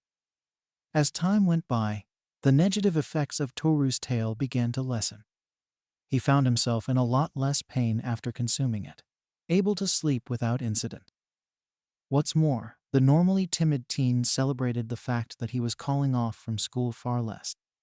No longer was he missing a week of school here and there, but only a day or two a week. That soon turned into missing classes once or twice every other week. Then, eventually, the biggest day of Izuku's life arrived. The morning of the UA entrance exam, Toru was in the kitchen, frying up some bacon with chunks of her tail meat mixed in while a nice stack of pancakes was piled up on the counter near her. As the dragon maid worked, happily singing to herself as she did, Kana sat at the table drinking her orange juice while her own breakfast plate lay before her half finished. "Lady Toru," said the younger dragon after she set out her glass. "Won't Izuku be late if he doesn't hurry up?" You're right," said Toru as she glanced over at the digital clock. Turning around, the dragon maid brought her hands up to her mouth before yelling out, "Mr. Midoriya, you better hurry or you'll be late for the exam." A loud crash could then be heard coming Izuku's room. At first, the maid paid it no mind, humming to herself as she listened to the various thuds and muffled muttering coming from her master's room over the sizzling of the skillet. Honestly, there was a part of her that hoped that he would be running late so that she could offer to let him ride her to school. But a sudden loud crack caused Toru to jump where she stood in a panic. Quickly turning around, Toru saw what had happened. It seemed that, due to his hurry, Izuku had tried to open the door while forgetting to turn the knob. This was something that had happened before, mainly whenever there was live footage of the blonde-haired human who hurt her master appeared on the news. Now it had happened again. Only, this time, Mr. Midoriya didn't slam his head into the door or anything like that. No, the door had been torn off its hinges with the green-haired teen still holding it up by the nod like it was nothing. "Ooh!" exclaimed Kana, hands on her cheeks as Toru began to dance giddily in place. "Toru, what's happening?" asked Izuku, his gaze shifting between the door still in his grasp, to the dragon maid, and then back to the door. As panic appeared in his face, Midoriya suddenly dropped the door, looking at it like it were some wild beast that would strike him if he didn't make some distance between them. "Oh, Mr. Midoriya, it looks like the transformation will be finished soon," exclaimed Toru as she zipped across the apartment to wrap her master in an embrace. One that forced his head to become nestled between her breasts, causing him to blush bright red. "I'd say you'll become a full dragon any day now." "Really?" asked Izuku after he managed to pull away from Toru. Not that she seemed to mind, seeing as the moment he was free the dragon girl brought her hands together while swaying from side to side. The teen only took that in for a moment as he looked down at himself.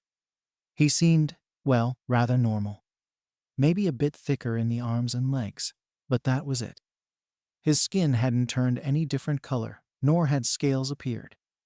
There were no additional limbs like a tail, and he hadn't noticed his shirt getting caught on any horns. Heck, he hadn't even breathed fire last night, when Toru had made him extra spicy chili with dragon tail meat mixed in. "Doesn't seem like it," he eventually, as he finally lowered his arms. "Shouldn't there have been more changes before this? Like getting stronger gradually, or my body changing over time?" "Nope," replied Toru in a giddy tone. "All the changes start once the process is near completion, and you're no longer going to die. First, your body starts getting stronger, building as time goes by until the body undergoes a sudden magical transformation where you leave behind your former pitiful self for the superior form of the dragon you." "I've never seen it, but it's supposed to be wicked," added Kana simply from the kitchen. "But until then, I suggest that you be careful," advised Toru as she dragged Izuku over to the kitchen table.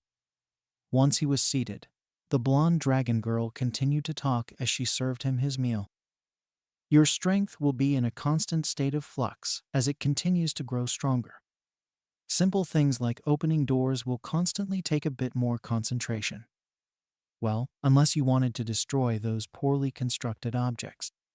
Seriously, whoever thought to make them out of such flimsy material?" With that, Izuku went to eat his meal, while a still gushing Toru went to fix the door using her magic. Despite eating his meal at a rapid pace, practically shoveling the food into his mouth, Sue arrived before he could finish. Thankfully, Toru was still in such a good mood that she politely asked the frog girl to wait just a moment without any threats or outright hostility towards another girl entering the domain. If Tsu was alarmed by this, she didn't show it as she simply stood there while letting out small ribbits as she waited for her friend. Once he was finished, Izuku gave a quick goodbye to both dragons before heading out the door. "Have you put on more muscle since yesterday?" asked Tsu before the door closed. X. "Oh my, such an impressive variety of applicants this year," said Nezu, the chimera-like creature who ran UA, as its principal, as the practical part of the entrance exam was gearing up to begin. As Nezu took a long sip of his tea, he, along with several other staff members, sat in a dark room lit only by the many monitors within. Several of the larger screens covered the wall before them, showing the mass of students as they stood in front of the various training areas where the exams were to take place. "I hardly know which screen deserves my full focus. Wouldn't you all might? Is everything okay?" Lowering the teacup from his mouth, Nezu glanced over at the slender figure of the number 1 hero. Said man's gaze was focused downward at the armrest of each seat, was a smaller monitor that allowed the person sitting there the option to focus on a particular student should they catch a hero's attention. Now, normally there wouldn't be anything on about this. However, it was unusual for a teacher to do this before the exam had even begun. Even more unusual was the deep frown on the symbol of peace's face, as he stared at one student in particular. But upon hearing the principal's voice, the man seemed to snap out of it. "Sorry about that, Nezu," All Might said awkwardly. "I was surprised to see someone taking the exam." Curious, Nezu quickly pulled up the same image. Now on his own personal screen was a green-haired young man with diamond-shaped freckles on his face. He seemed a little plain to the unidentifiable mammal, even as he stretched his limbs. With only a few taps on his screen, Nezu brought up the examinee's profile. "And what has this Mr. Midoriya done to earn such a frown from you?" asked Nezu as he began to skim the file rapidly. "Surely he doesn't have a criminal record, or else he would have been barred from taking the exam." The slender man didn't answer right away, taking in a deep breath before speaking. He asked if a quirkless person like himself could ever be a hero. Naturally, I told him no. Given how he reacted, I had assumed that he had taken my words to heart and had given up on this foolish desire of his. But it seems I was wrong. Nezu made a small noise as he picked up his cup, keeping one eye on All Might as he sipped his tea. Oh, how time and injuries change a person. There was once a time when this man would have focused more on the spirit of the young man, praising him for trying even when the chips were down. But now, with his powers waning from the injury All for One gave him, he had become far more jaded. It was a sad sight to see, especially to those who knew of the great hero's origin. "Well, there is nothing in the rules saying that he can't at least try," replied Nezu diplomatically. All Might just shook his head, his long blonde locks waving as he did. It was a mistake to change the rules to allow the quirkless a chance at entering the hero course. It only gives them false hope. When this exam is over, I'll be sure to scold him for endangering himself. Nezu was thankful that his teacup hid his frown. Over in the testing areas, Izuku was stretching his limbs while doing his best to keep calm the way he knew best, examining quirks. There were just so many around him, with some of the students even having specialized equipment to help them. His fingers itched, wishing that he had his notebook to take notes and make sketches. That is until he noticed a familiar face glancing disapprovingly in his direction. Izuku slightly wilted under the gaze of the tall, blue-haired, bespectacled teen. It was less than an hour ago that their very brief interaction had occurred. Izuku had been sitting in the massive auditorium next to Tsu, listening to Present Mike as the hero gave them the lowdown on how the practical would play out.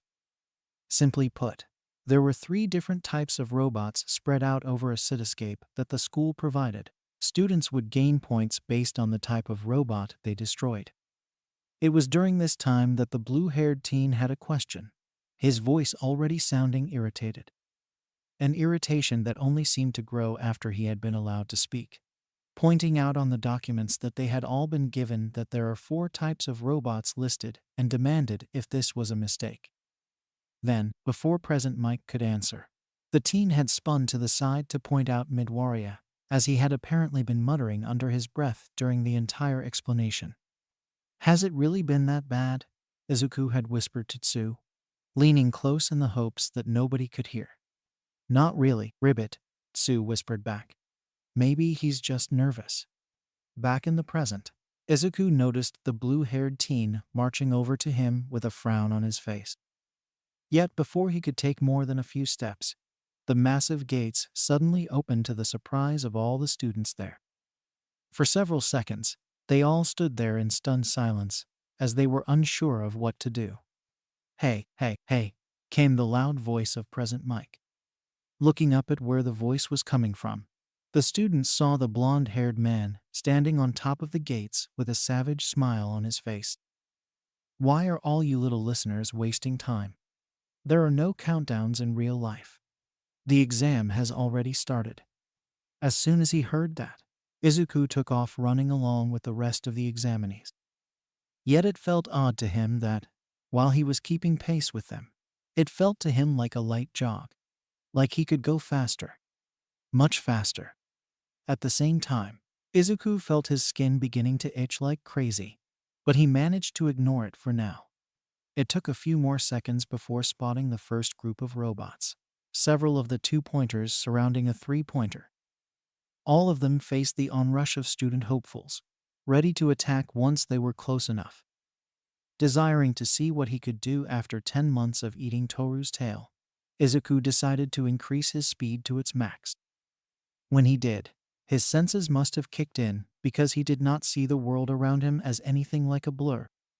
Rather, he perceived everything as if it were nearly standing still. Before he knew it, he was in front of one of the 2-pointers with his fist pulled back. Then he struck as time seemed to resume around him. The effect of his punch was beyond anything he had expected. Not only had the robot been destroyed, but the winds he generated also blew away the other robots. Even the heavy 3-pointer was lifted off the ground as it was flung into a wall. Izuku stood there, his arm outstretched as wisps of smoke rose off his knuckles. Around him, the other students' jaws nearly dropped. And who could blame them? This seemingly ordinary, plain-looking boy had just destroyed a whole group of robots like he was the second coming of All Might. As for Izuku, he just stood there with his eyes wide as he continued to process what he had just done. Then, panic began to set in as he surveyed all the damage he had just caused. He had all this strength, but didn't know how to control it. That was bad, really bad. If he tried punching another robot like that with other students around, he might end up hurting them by accident. So, after glancing around, Izuku decided to make a break for it and find a more secluded area. Back with the teachers, all of them had seen what Izuku Midoriya had done as his score shot up. Several of them were standing in amazement, their eyes glued to the screen. "That level of strength is mighty impressive for such youngin'," said Snipe with a loud hoot. "I'd say that kid there might even give All Might a run for his money someday." "It is impressive," added Midnight as she leaned back in her seat, a thoughtful expression replacing her normally seductive expression. "Though I wonder why he's running around like that." That's when a figure in black saved the white scarf around his neck, pushed himself off the wall he had been leaning against to get a little closer to the screens. As he spoke, "It's pretty obvious that he doesn't have full control over his strength," said Aizawa in a tired tone, his eyes never once leaving the image before him of the green-haired teen. If you were looking at his face, you could see that he was surprised by the amount of devastation a single punch could do. Not surprising given the irrational stances on quirk usage. However, he's not letting that stop him. At that moment, the screen showed a robot coming after Midoriya. The boy looked at it, bringing a fist up ready to destroy it only to then run in the opposite direction. Seeing this brought a smile to Aizawa's face. "See that there?" continued the underground pro as he gestured to what else was on the screen. "He didn't punch that robot because he spotted people close by. People who would have been swept up in the windstorm a single punch would make. That or would have been showered in chunks of metal. It was a rational decision on the boy's part." Nezu nodded, having spotted the same young men and women who would have been in the path of destruction created by Midoriya had he attacked. An act that, had he carried through, would have cost him the exam. Instead, he was picking his battles, attacking only when he could see that there was no one else around. And while this wasn't giving him the highest score, it was the right mindset for a potential hero. "He told me he was quirkless." Nezu's ears perked at All Might's words, barely above that of a whisper. The principal turned to look at the man, finding his head down to watch his own personal screen. Though his messy blonde hair hid his face, Nezu could see the way he gripped the arms rests of his chair, as well as the tone of his voice. Was he lying? No, his posture screamed insecure. That look of dejection. There was no way he could have faked it. So how did he become so strong? It's impossible for someone other than myself to give him a quirk. And since I still have one for all then, oh no. Oh God no. I killed him. But it's the only thing that makes sense. He survived. X. Meanwhile, back in the exam area, Izuku continued to make his way through the false city in search of more robots. However, this was easier said than done as while he had found plenty of faux villains to destroy, the other examinees had been too close. At one point he found a cross-section of the street where dozens of UA hopefuls were just trashing the robots while calling out their scores. Thus he had been forced to run around the area like a chicken with its head cut off. Hoping to find the center of the city empty, Izuku began heading in that direction when a sudden rumbling caused him to skid to a halt.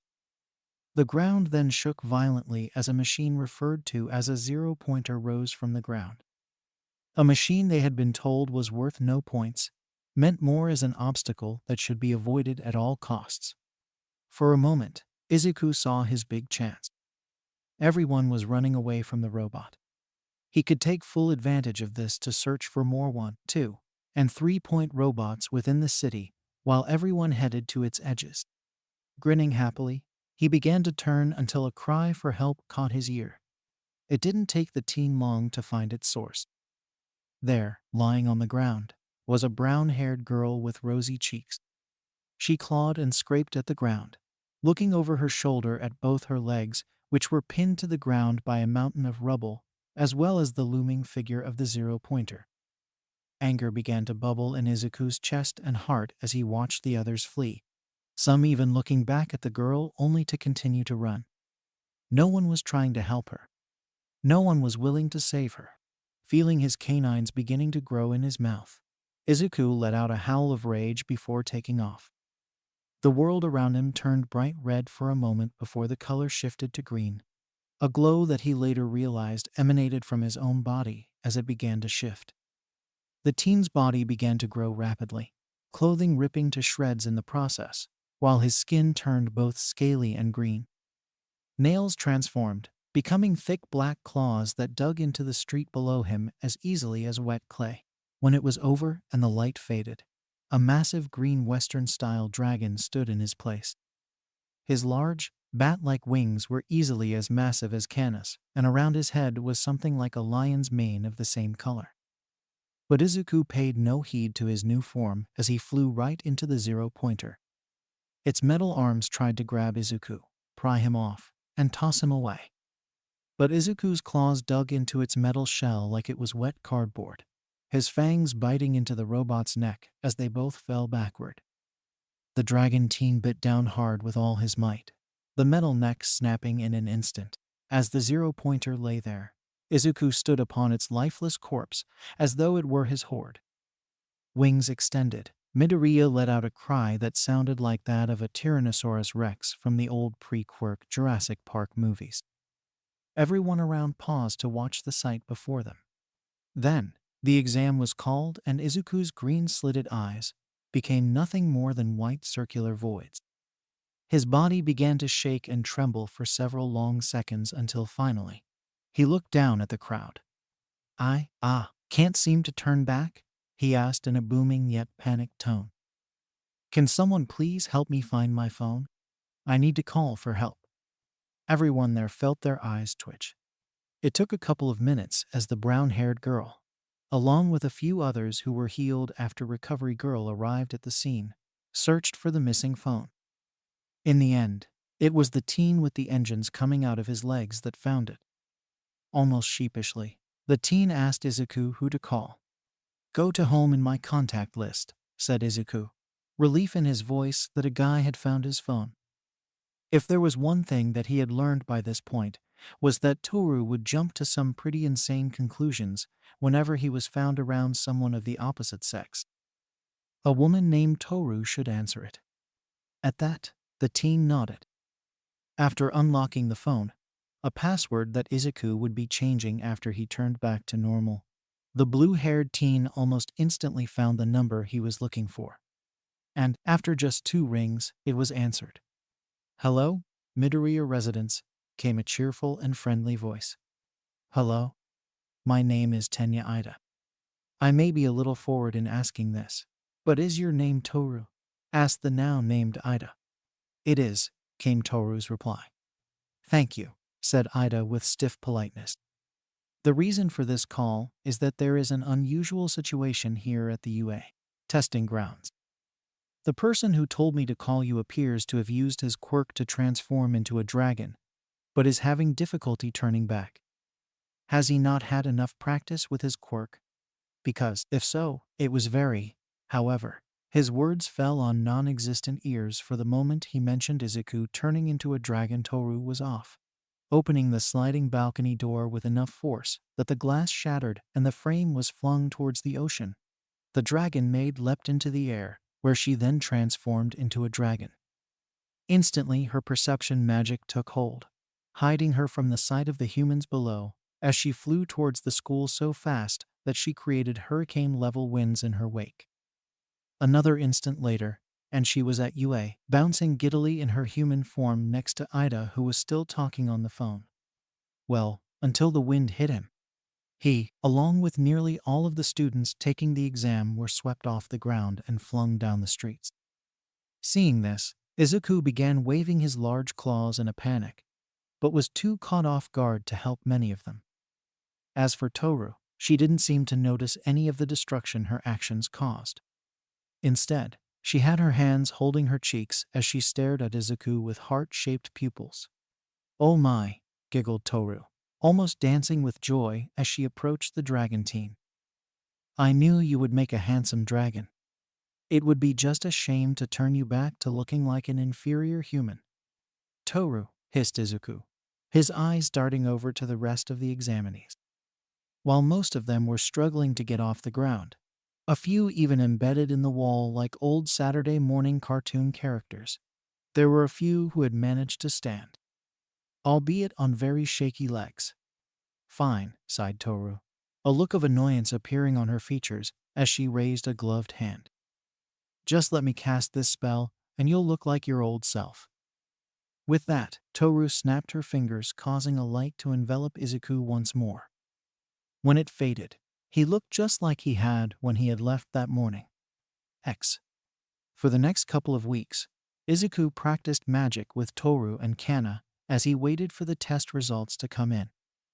The main thing he wanted to get down was the spell allowing him to turn from human to dragon and vice versa. And within a couple of days, he managed to get the hang of it, mostly. He was having a bit of trouble hiding his new wings, and his eyes still had the slit-like pupils. But other than that, he was handling things well. He also learned something else. Mr. Midoriya, I hate to tell you this, but even though you are now a dragon, you only have the strength of a newborn. Toru had told him one day after he had been feeling very confident in his progress. Even Kana is stronger than you. This naturally floored Izuku, his brain crashing as he tried to process this new information. During the exam, he felt like a demigod just based on what a swing of his arms could do. But to find out that he was considered weak among dragons, that even Kana was stronger than him. This became something the teen had learned thoroughly after the three of them had gone out to a wide field in the middle of nowhere for what they called some light roughhousing. More like a battle. Now that Kana had managed to figure out how to restore her mana, oddly enough, all she had to do was plug her tail into an electrical socket. She was able to fire beams of magical energy and do things that boggled the teen's mind. And when Izuku asked if he could join, Kana dodged everything he tried while kicking in his head so hard that he found himself deep underground. Yeah, he still had a long way to go. Then, one day, a knock came at their door. Coming, came Toru's voice as she left the kitchen.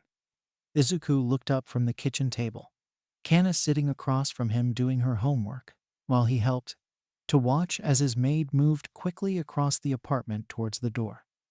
Hello there. How may I help you? Asked Toru after opening the door. Oh my. Is this the Midoriya residence? Izuku blinked at the high-pitched, unfamiliar voice. It didn't belong to any of the neighbors he knew, as he had met them all. To the right of their apartment lived a kind woman who was always happy to share with them some of the extra food she made. Though it was a little worrisome that they could all hear the rather loud noises she made while cooking. Perhaps a part of her quirk? On the left was a strange man who was a musician of sorts. Both he and Toru had visited this man, finding that his idea of music seemed to be screaming into a microphone, while screaming his head off with his tongue hanging out the entire time. But other than that, the man was chill. He even mentioned that his cousin, a girl by the name of Kaukajiro.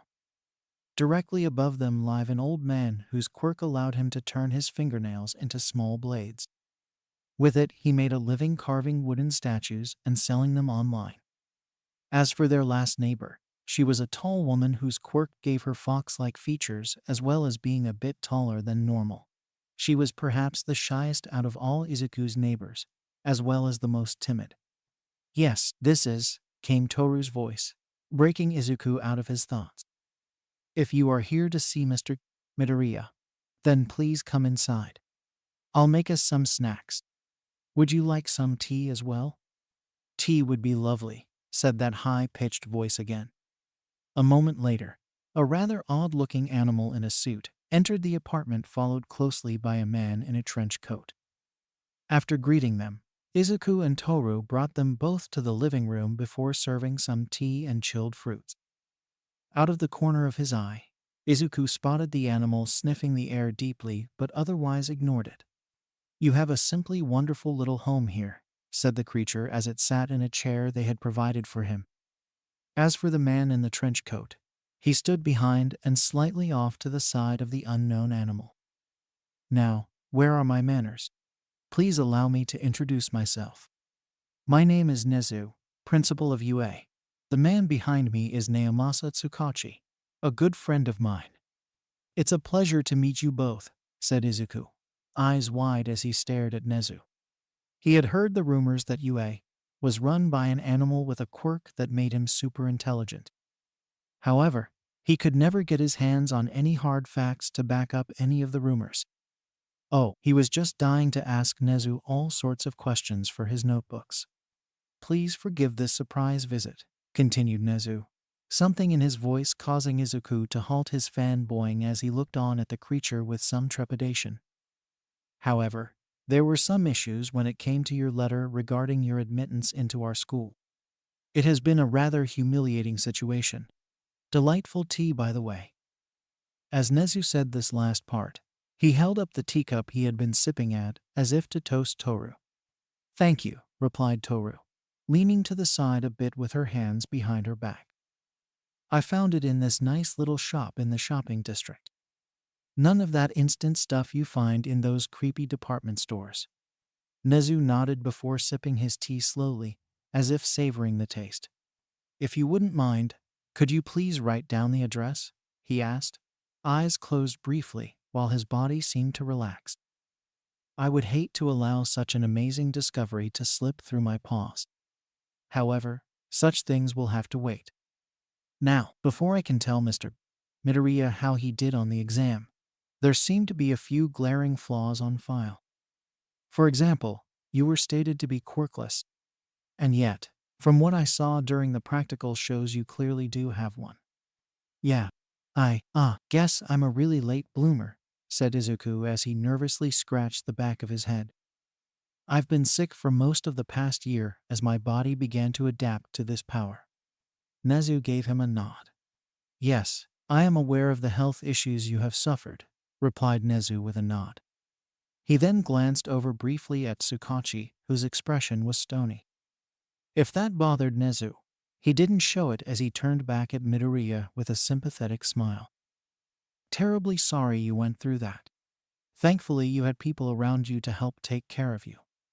"Of course," exclaimed Toru as she placed a hand on her chest in an exaggerated motion. "As Mr. Midoriya's personal, lovely maid, it was my duty to take care of him with all the love I possess." Nezu nodded before continuing to ask questions, like who Kana was, as their records showed that Izuku was an only child.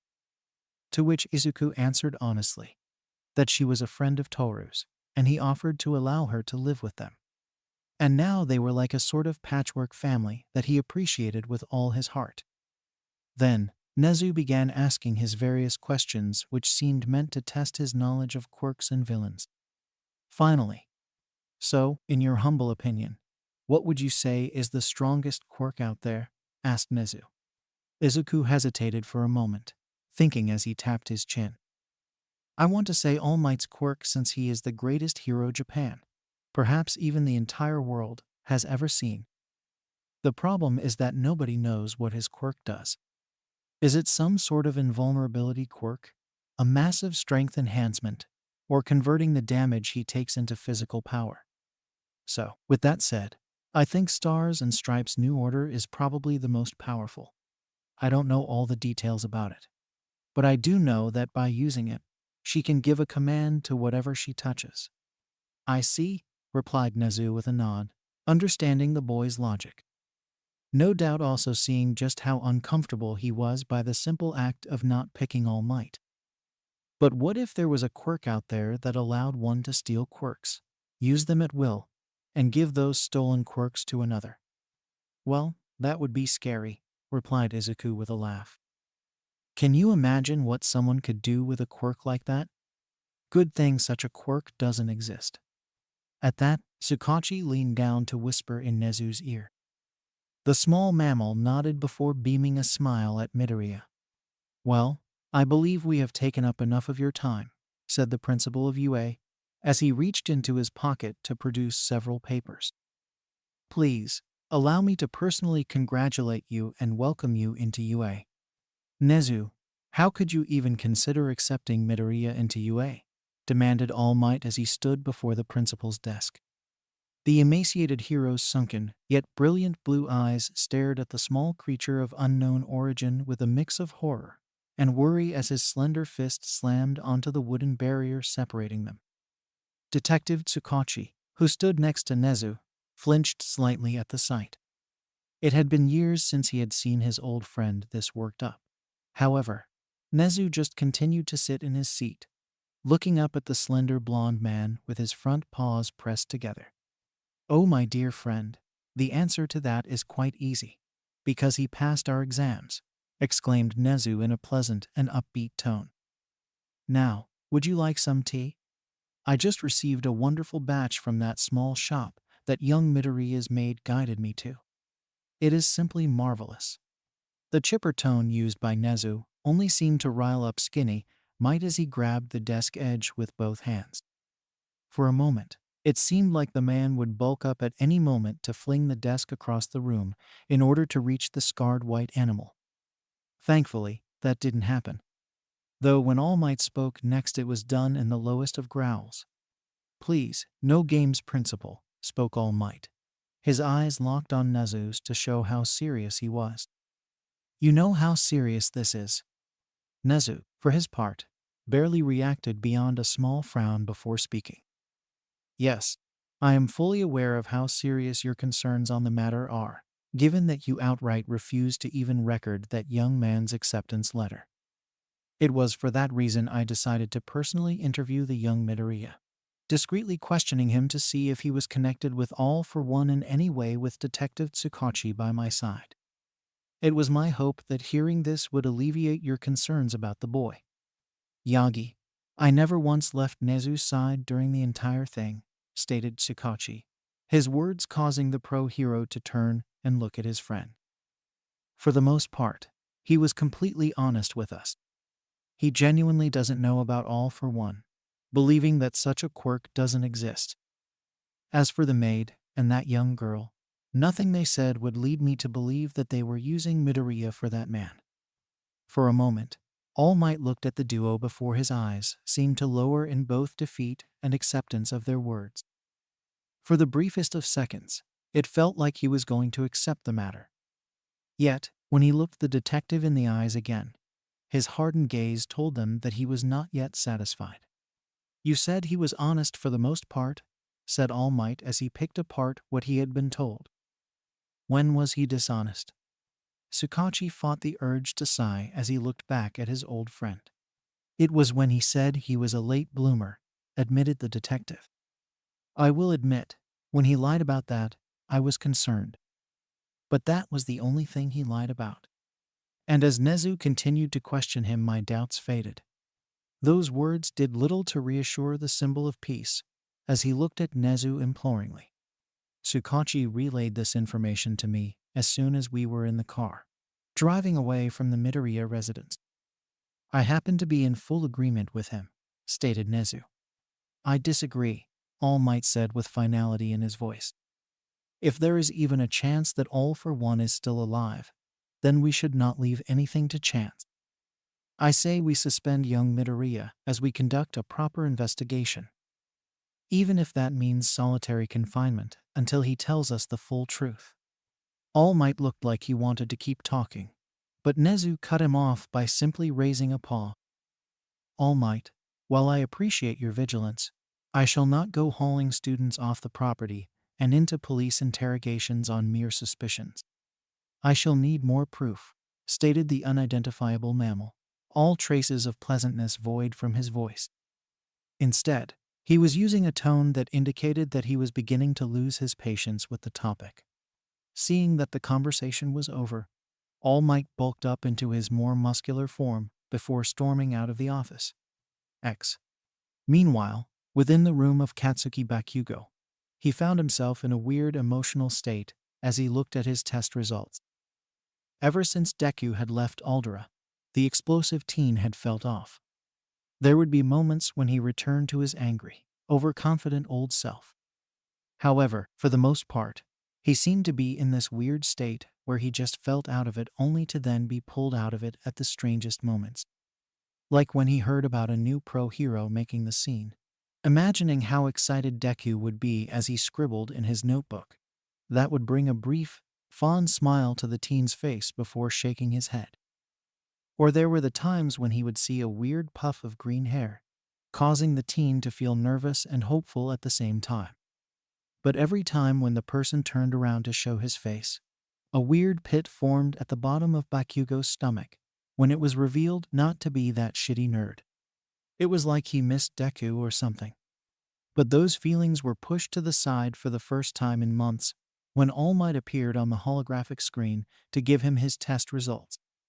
Now the teen felt pride as he heard his idol praising him for his tenacity and his combat skills during the practical. A pride that did not diminish even when All Might slightly chastised him for not receiving any rescue points. Then it happened. Just as All Might seemed ready to say that he had gotten first place, fulfilling Bakugo's fantasy to make this moment perfect, the pro hero was interrupted by someone off-screen. While the teen couldn't hear what was being said, he could see the shift in the pro hero's expression. The smile faded as the hero began to look so irritated that it was impossible for him to hide it. For the first time in so long, Bakugo sat at the edge of his bed, whilst gripping the sheets tightly as fear began to course through him. Had he fucked up somehow? No, that couldn't be it. If he had, then why send him this recording? They would have just sent a normal letter telling him what he had done wrong to make all his hard work be for nothing. Only a sick, sadistic asshole would pull something like that. Fine, grumbled the pro hero, looking displeased. Just make sure we fix this in post. The image of All Might then turned to face the camera again. The recorded hero tried to smile, but any idiot with eyes could see that it was forced. As much as I would love to inform you that you got first place, young Bakugo, at this moment, I cannot. There is a technical issue with one of the other students' scores that is being looked into right now. With that, the scoreboard appeared on the screen, and what Bakugo beheld caused the entire world to mute. All Might was still talking, but nothing reached the explosive teen as he just stared at the name right above his own. Izuku Midoriya. His points were blanked out, but it was clear that somehow the damned nerd had gotten a higher score than him.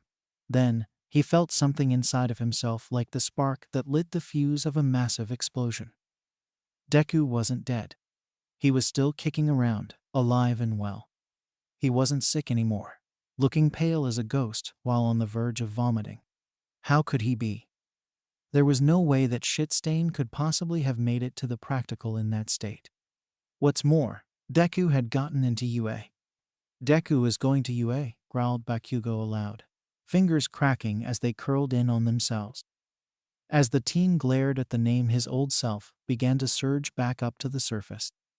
He was going to go to school with the damned nerd once more. There he could get the answers to everything he wanted before putting that useless Deku back into his place. Never again would he be made to feel like he had been all this time. And as the savage grin appeared on his face, Bakugo knew he would be counting the days until they met once more. At the same time, "I think this calls for a celebration," exclaimed Toru. "To celebrate Mr. Midoriya leaving behind the feeble human race to become a superior dragon. Oh, and getting into that inferior human hero school. I can't help but notice how you said that last part like it was an afterthought," said Izuku, eyeing the dragon maid from his seat at the kitchen table with slight annoyance. If this bothered her, Toru clearly didn't show it as she continued to clean the dishes from the day's meal. However, it didn't last long, as he was too happy to remain cross with her. Not when he had finally achieved the first part of his dream, to go to one of the top hero schools in the country. The same one that had taught many of the greatest heroes in Japan, people like Endeavor and All Might. Just then, Izuku felt a tug on his shirt. Looking down, he saw Kana looking up at him expectantly. "Is it okay if I invite Satsuki?" she asked while giving Midoriya a look that would melt even Endeavor's stony visage. "Sure, that sounds like a good idea," said Izuku, causing Kana to gasp while her eyes widened in delight. With a smile on his face, Izuku reached down to pat the girl on the forehead. "You know what? How about we ask if the entire Asui family wants to join us?" As he said this, Izuku noticed Toru's behavior shift drastically out of the corner of his eye. The maid was no longer washing the dishes, having stopped the moment Izuku began to pat the younger of the two dragon girls' head. She stared with blatant jealousy that even a blind man could see, along with a desire to rush over there and demand the same level of treatment. That was until Izuku brought up inviting the entire Asui family. "I suppose you plan on inviting that Sue girl as well," said Toru, clearly not meant to be taken as a question. Around her a dark aura appeared to surround her, while veins grew out of her forehead. "Well," began Izuku as he fished out his phone. It took a moment as he was careful not to crush it with his newfound strength. But when he did, he brought up the text messages that he had received from his classmate. "She told me that she got in as well. So I thought it would be nice if we celebrated together. Our family with hers." At that, Toru frowned as irritation took over the rest of her features. She then walked around the kitchen sink with her hands on her hips, while the dragon's eyes locked on Izuku's. "Mr. Midoriya," she began, only to then stop when she was halfway from her target. The dark aura that surrounded her suddenly faded as a thoughtful look took over. After another moment, a weird smile began to form, as did a look in her eyes that Izuku had seen more than once. "Did you just say our family? As if we were lovers, living together with all of our passion, separate from the frog girl, inviting her over to look upon our love, to rub it in her face how madly in love we are." "Ah, just inviting a friend and her family," said Izuku, though a part of him knew that Toru wasn't listening. The dragon maid was off in her own little world right now, twirling around the room while giggling in a way that sent small shivers down the teen's spine. Then, an idea came to mind. "Come to think of it, I'm sure Kaken got in. How about we make this a grand celebration? Is there anyone you want to invite?" he asked, causing Toru to stop and look at him. "Let's see," said Toru as she brought a finger to her chin. "I do have some dragon friends who have been wanting to check up on me, and it would be so nice to see them again." Upon hearing that, Izuku found himself relaxing.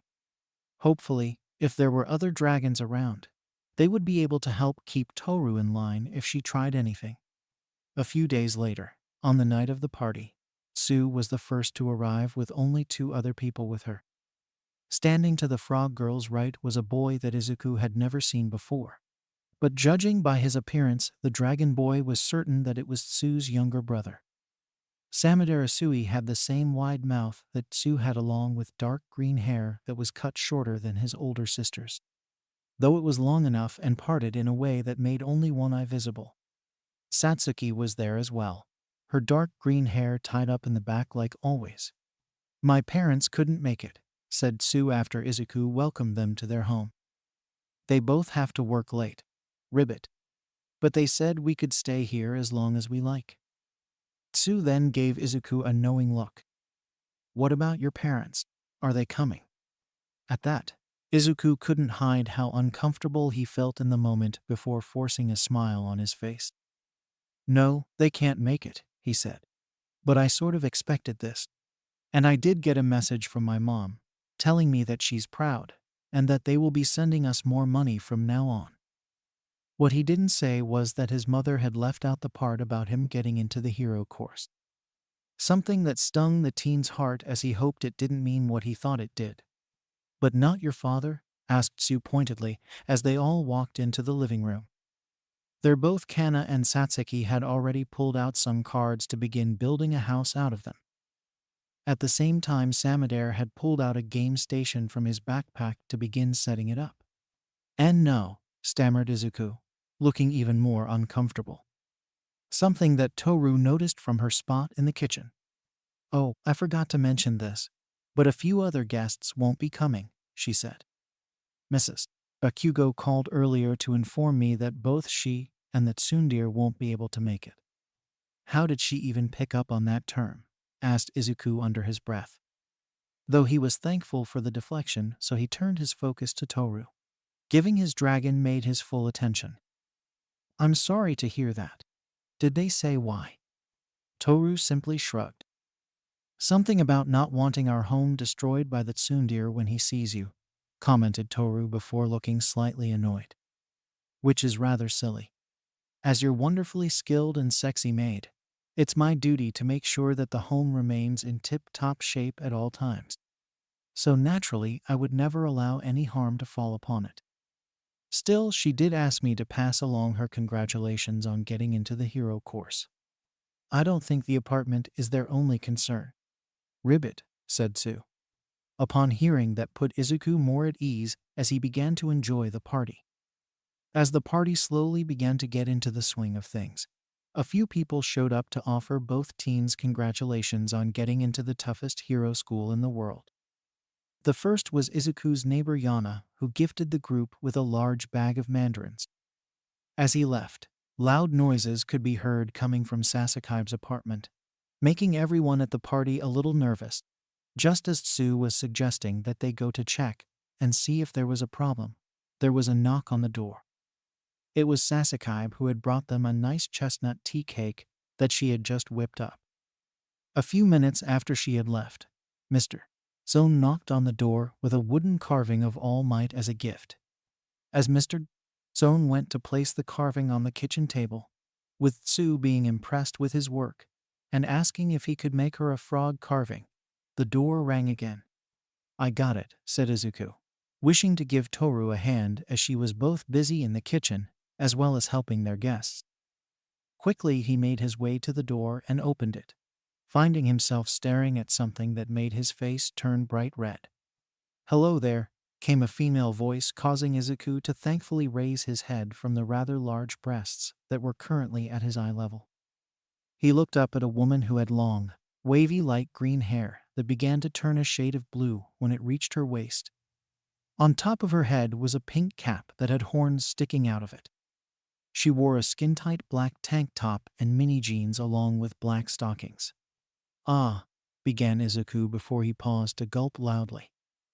"You must be a friend of Toru's." "That's right," said the woman as she stepped in. "I'm Quetzalcoatl, but my friends just call me Lukoa."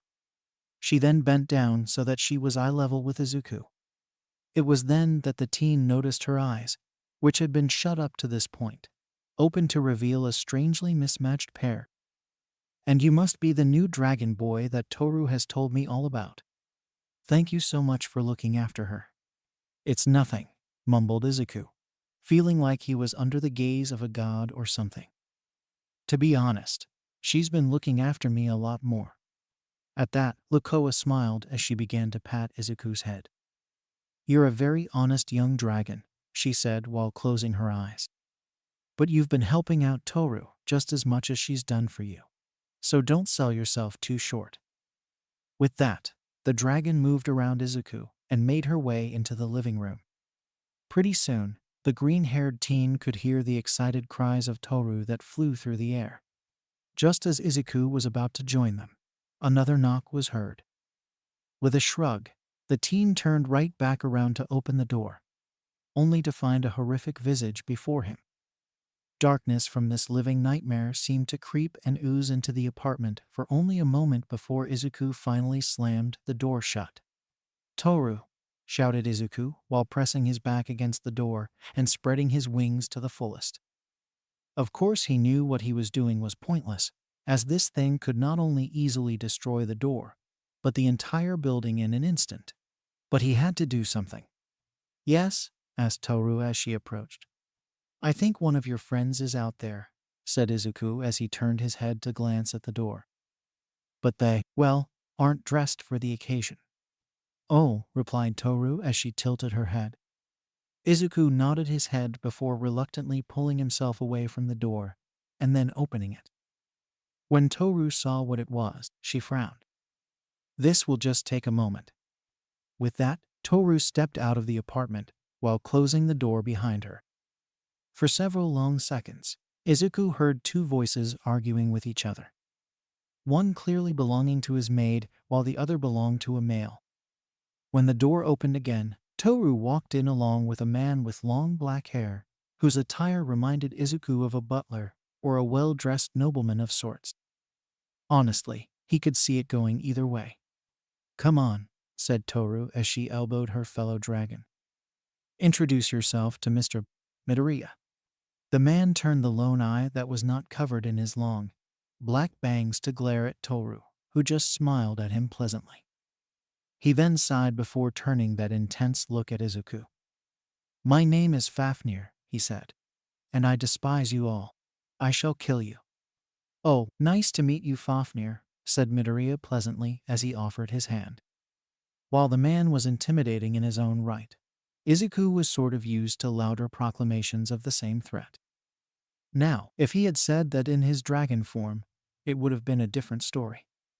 As for Fafnir, he just looked at Izuku for a moment before walking away in a huff. Soon after that, Mr. Son left and dinner was served. Toru had outdone herself, as there was a wide variety of dishes that circled around the wooden carving of All Might.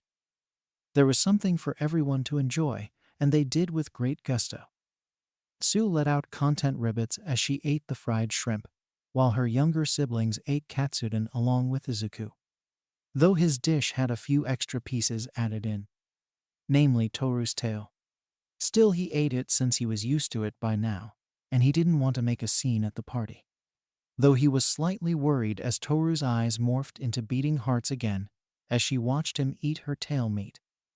He would have questioned what was going on had she not quickly latched on to his side, rubbing her cheek against his wrist, issuing the usual proclamations of her undying love for him.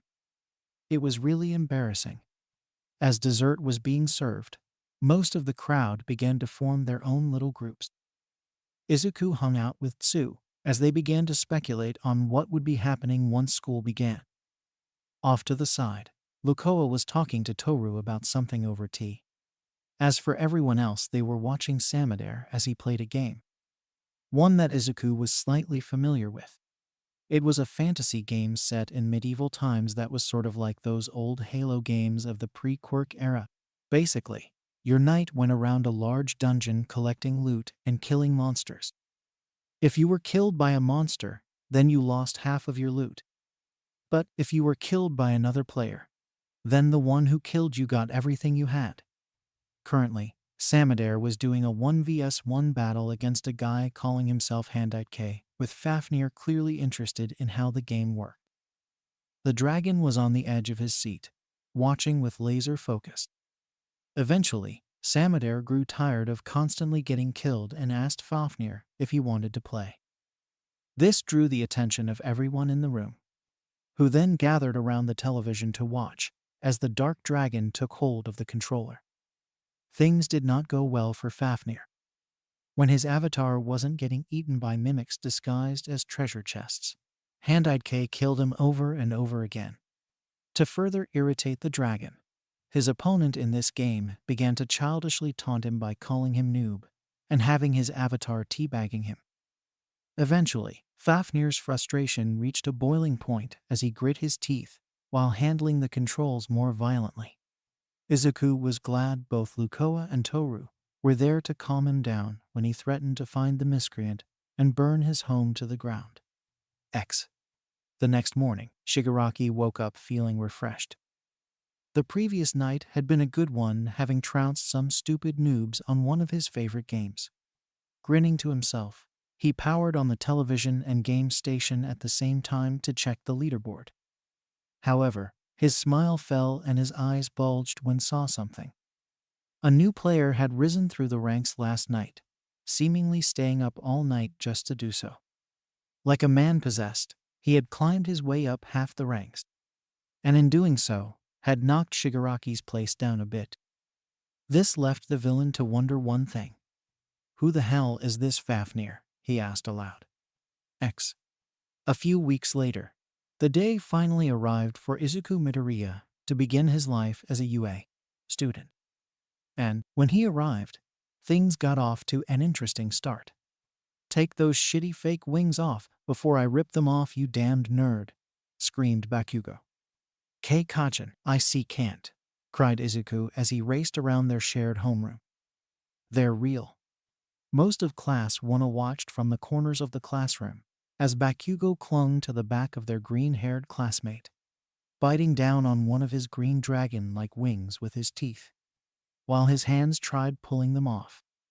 As Midoriya continued to cry out, flailing his arms around to try and knock him off, his newly formed friends tried coming to his aid.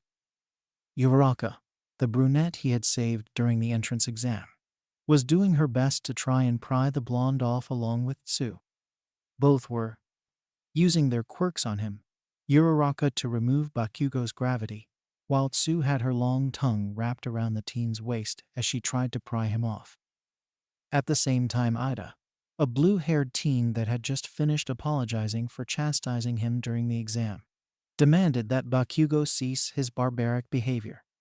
Yet, despite their best efforts, the explosion quirk user refused to get off Midoriya back. "If you won't take these damned fake wings off, I'll do it myself," screamed Bakugo as he tightened his grip on Midoriya's back. As Izuku continued to run around the classroom like a chicken that had his head cut off, Bakugo began to bite at the wings. Over and over again, the ashen blonde continued to gnaw at the base of one of the wings while the other flapped around in a panic. Then the door to the classroom suddenly slid open, an action that Izuku caught with his heightened dragon senses. There, lying on the ground, was a shabby and tired-looking man in a sleeping bag. Figuring this had to be either a teacher or someone employed by the school, Izuku shot to his seat with Bakugo. It was almost comical as Bakugo hadn't even noticed that Midoriya had stopped running as he continued to bite the wing without ever drawing a drop of blood. "Well, at least one of you knows not to waste time," said the man as he unzipped his sleeping bag from the inside. A moment later he stood, revealing his all-black attire as he carried his yellow sleeping bag under his arm. As he entered the classroom, his words slowly began to take effect with the rest of the class, and it suddenly dawned on them that this man was their teacher. Quickly everyone raced to their own seats to sit at attention, save Bakugo. The angry blonde still had his teeth on Izuku's wing, growling and tugging on it the way a dog does with a bone. He even went as far as using a hand on the other wing to try and tug it off. But when even this failed, Bakugo was forced to give up. With one last growl, he moved to his seat right behind Midoriya, though his angry eyes never left him. "It took nearly all of you too long to react to my presence. This will not do. Time is precious in the heroics," continued the man as he made his way towards the front of the class. His eyes moved on them slowly across the students, as if analyzing each and every one. My name is Shadow Aizawa. During your stay here at UA, I shall be your homeroom teacher. With that done, the man proceeded by pulling out a pile of UA gym uniforms from his sleeping bag and placing them on his desk. As the class looked at them with confusion and a little bit of revulsion, Aizawa ordered his students to put them on and met him outside in 10 minutes. While all his classmates did as they were told, Izuku quickly grabbed one of the uniforms before heading to a bathroom where he used the magic Toru taught him to make it look like he was wearing one of them. Then, he placed the uniform he had taken from the teacher into his backpack in case he needed to turn it in somewhere. If he didn't, well, then he would have an official UA tracksuit as a souvenir. Because of his quick change, Izuku was the first to reach the field with plenty of time to spare, while earning a brief approving look from Mr. Aizawa. For a minute or two, the pair stood there in a comfortable silence. That ended when Izuku noticed his new homeroom teacher shooting an irritated glare off to the side. Looking in that direction, the dragon boy had expected to see something like other students running late for class or misbehaving. At first glance, it would have seemed like there was nothing there save for the buildings and trees. It was only thanks to his heightened dragon senses that he knew there was someone hiding behind the corner of a building. Who that was, he had no idea. But seeing how Aizawa wasn't doing anything beyond glaring at it, the teen figured it wasn't anything he needed to worry about. It was only when they were nearing the end of the time limit set by Aizawa that the rest of the class began to make their way onto the field. Good, you all made it within the allotted time, he said once the last person arrived. Though, in the future, try not to cut it so close. This could mean the difference between saving many lives or none at all. Every second counts. Then, Aizawa paused to let out a sigh. Today, you will all be participating in a quirk assessment test. While UA has received the physical assessments that all of you had during middle school, they are pretty much worthless. The reason for this is that none of them take your quirks into account. This is the fault of the government, as they are still trying to pretend that we are all equal. This is irrational on their part. Thankfully, UA does things differently. Once more, Aizawa became silent as he reached behind his back to produce a ball. As he held it in his hand, he slowly began to eye the students. For a moment, his gaze locked onto Midoriya while seeming ready to toss it at him. However, he stopped halfway as if rethinking the idea before tossing the ball at Bakugo. Bakugo, what was the longest distance you ever got in the ball throw? The man asked. 67 meters, I think, replied Katsuki, his eyes moving from the ball in his hand to the teacher. At that, Aizawa nodded before pointing over at a circle in the field before them. Good, he said. Now, move into that circle and do the ball throw. Only this time I want you to use your quirk. Upon hearing that, Bakugo's confused expression changed as a savage grin appeared on his face. Confidently, he marched over to the circle with the ball gripped tightly in his hand. Once there, he shot a quick glance over at Midoriya before pulling his arm back. Die!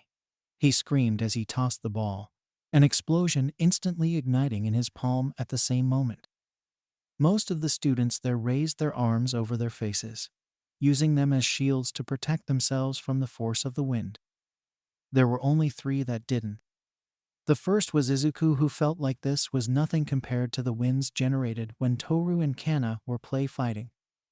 The second was a boy with half red, half white hair who just tilted his head to the side. The last was a boy with purple balls for hair who was using this moment to stare at the asses of their female classmates, reaching out with a hand as if preparing to squeeze them. Thankfully, this never happened as several small pebbles flew into the pervert's eyes, causing him to howl in pain. Moments later, a beeping noise could be heard coming from the small device in Aizawa's hands. After giving it a careful look, the man then showed it to the class, revealing that Bakugo had thrown the ball over 700 meters. This is the most accurate way to measure your current full potential, said Aizawa as he lowered the device in his hand while Bakugo returned to the group with a superior grin on his face. For the rest of the day, all of you will be participating in a series of exercises meant to fully gauge your capabilities. But sir, cried Ida as he raised his hand high into the air. What about orientation? Surely you don't intend on having us miss such an important event so early into schooling here. At that, Aizawa's gaze hardened on the bespectacled teen. You are all here to learn how to become heroes, he said while Ida lowered his hand, trembling slightly as he did. I only have 3 short years to make sure you're ready for everything that the world will throw at you. As such, we don't have time for meaningless things like orientation. All right, cried a boy with blonde hair that also had a black lightning mark in it. This is what I'm talking about. We're going to have so much fun, said a girl who was almost completely pink. That, however, seemed to be the worst thing she could have said as the aura around Aizawa became much darker. Fun, you say? He asked rhetorically. You think your time here at UA will be all fun and games? Fine then, let's play a little game. I shall be recording everyone's scores during the assessment. Whoever gets the lowest score when this is all said and done will be kicked out of the hero program and expelled from UA. Upon hearing that, fear gripped at everyone's hearts as they gasped at the teacher. You can't do that, cried Uraraka. It's just not fair after we all worked so hard to get her. Aizawa let out a little huff at that before turning his attention to the entire class. I suppose some of you have heard that UA is not confined to such stringent practices that most other schools follow. Here, we teachers are allowed to run our classrooms as we see fit, meaning we can decide who stays and who goes. So, yes, I can do just that. As for it not being fair, then tell me this. Is it fair when a villain attacks at random? What about natural disasters? Are they fair? No. The world is full of unfairness. As heroes, it is your duty to combat all that is unfair in this world. Use these tests to prove to me your resolve. Show me that you all deserve to be here. Those words seemed to change the atmosphere of the group, as all of the students grew a more somber look. Like the seriousness of what they had all signed up for was finally settling in after the excitement of getting into the school. All of them had a look in their eyes that said, I will not fail. Seeing this look on his students, Aizawa nodded in approval before telling them that they would be starting with the 50-meter dash. Yet, as Izuku made his way to the area with the rest of his class, he felt a hand land on his shoulder. Stopping, he turned to look, finding Aizawa standing there. For a moment, they stood in complete silence. Midoriya, there's going to be a special rule put in place for you, said the homeroom teacher once everyone else had moved on. I was there, watching your performance during the entrance exam. Needless to say, you have potential. However, it will be meaningless if that monstrous strength of yours hurts your allies or the people you are trying to save. So for these events, I want to see what you can do without knocking anyone down unintentionally. Every time you do, you will receive a 0 in that event. Am I clear? Izuku looked at his teacher with wide eyes, his cheeks beginning to burn with embarrassment before nodding. At the very least, it was a pleasant embarrassment from a teacher, the complete opposite of what his teachers back in Aldera used to inflict upon him. And he understood precisely what Aizawa was telling him. After all, he wanted to be a hero who saved people with his power, not hurt them. Thankfully, he had been working on control with Kana and Toru, so he should be fine. He hoped. After watching several other students using their quirks on the 50-meter dash, it was finally his and Bakugo's turn. Naturally, Bakugo was snarling as they made their way to the starting line, and looked like he would rather use his explosions to blow his classmate up rather than win the race. Prepare to be sent packing, Deku, growled Bakugo as he got into a sprinting position. Izuku said nothing as his wings pressed along his back and shoulders as he too got into position. Neither teen had to wait long as one of the robots helping with a test fired a starting pistol into the air. Instantly, Izuku pressed into the ground so hard that it left a decent-sized crater in the ground before seeming to vanish from sight only to reappear at the finish line. All before Bakugo could launch a single explosion from his palms. "Time on 1 second," announced the robot aloud. With a smile on his face, Izuku turned to look at everyone. For a moment, the joy he was feeling in that moment began to diminish as he saw that looks of open-mouthed shock. Briefly, he wondered if he had done something wrong or had messed up in some horrible way. Yet such thoughts were quickly put to the side as shock morphed into pure excitement at what he had done. At the same time, Aizawa gave him a nod in silent approval. "Deku!" came a cry from behind him. What the fuck was that? Turning around, Izuku saw Bakugo shooting forward with his explosions. Except he wasn't moving towards the finish line, but towards Izuku himself. With eyes filled with blood rage, the ashen blonde looked ready to kill. However, he never got the chance as his explosions suddenly ended. Confused, Bakugo skidded on the ground while checking his hands. He was so focused on trying to figure out why he could no longer use his quirk that it came as a surprise when white bands wrapped around him. "This isn't combat training," stated Aizawa firmly as he held onto the ends of the white strands, which turned out to be his scarf.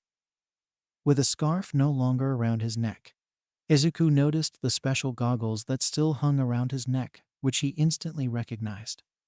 "You're the pro-hero Eraserhead," exclaimed Izuku, eyes widening in excitement as he stared at the man. The hero nerd then turned to look at his classmates, expecting them to start gushing at meeting one of the best underground heroes in Japan. However, they all just blinked in confusion. "You know, the pro-hero whose quirk allows him to temporarily erase other people's quirks just by looking at them. He also graduated from UA, alongside present Mike." Everyone just shook their heads, indicating that they had never heard of the man. "Only 1 out of 20 students know who I am. I suppose that's a decent ratio," commented Aizawa as he tugged Bakugo back. "If I see you attacking another classmate unprovoked or outside of training, we will have problems. I would rather not have to use my quirk too often. It gives me a serious case of dry eyes." With that, Aizawa told Bakugo to finish the exercise as his time had not been paused. Needless to say, Bakugo had the worst time in the 50-meter dash. From there, the day went by fairly easily for the green-haired boy. He only failed one test, the grip strength test, when he destroyed the machine as though it were made of wet cardboard. What's more, he had done it so quickly that the machine never had a chance to measure his grip strength. But as for the rest, Izuku passed them with ease only ever found in his wildest dreams. The second-to-last exercise that Midoriya took was the standing long jump. When it was his turn, Izuku leapt into the air. His leap wasn't nearly as high as when Toru and Kana played on the seesaw, but it was high enough so that he was well above the main campus building. When he landed, the teen could have just crashed there while leaving behind another crater. Instead, he used his wings to gently land on the ground, as he feared that he might damage the area. "Dude, that's amazing," cried Kirishima with a wide grin. "I wonder how high you can go with those wings." "That is a decent question," said Ida as he brought a hand to his chin. "Though I suppose that might be the best he can do in this form. During the entrance exam, myself along with Uraraka witnessed Midoriya becoming a dragon. While I didn't see much, it seemed like that form was far stronger than normal. I bet he's 1,000 times stronger," added Uraraka, lifting her hands into the air as she began to wave them all around. "He went charging right into the 0-pointer like it was nothing, just chomping right into its neck like it was soft mochi." "You have got to be shitting me," screamed Bakugo in pure rage. "Wait, he can turn into a dragon?" asked Mainta as he turned to look at his green-haired classmate.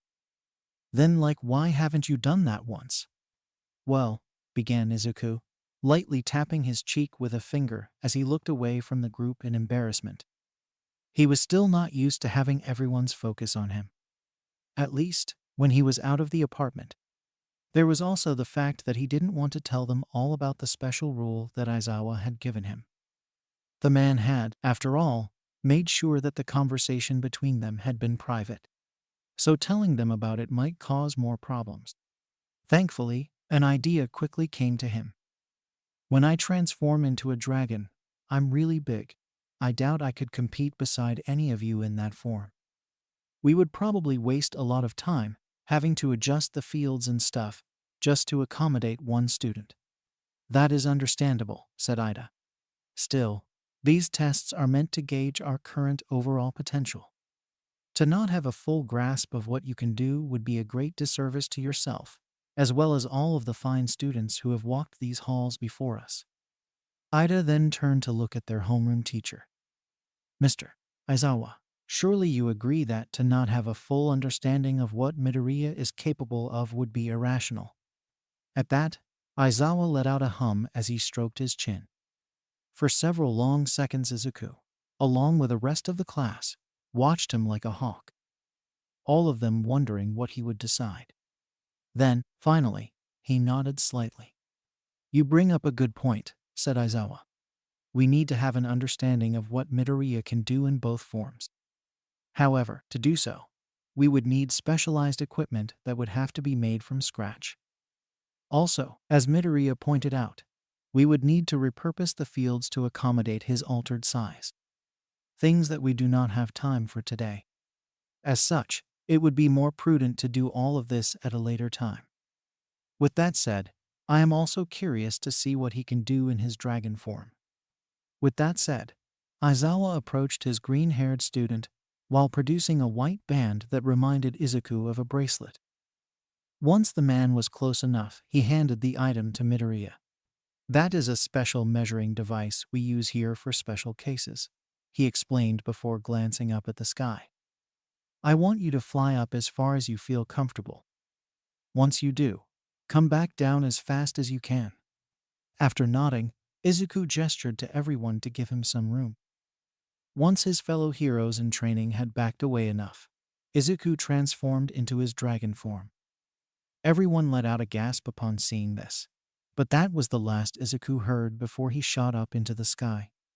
Several times he beat his wings, soaring above the buildings and into the clouds. Higher and higher he went, never seeming to notice the winds buffering his body or the changing temperature. It was only when he began to see the stars in the sky did he pause before looping around in the air.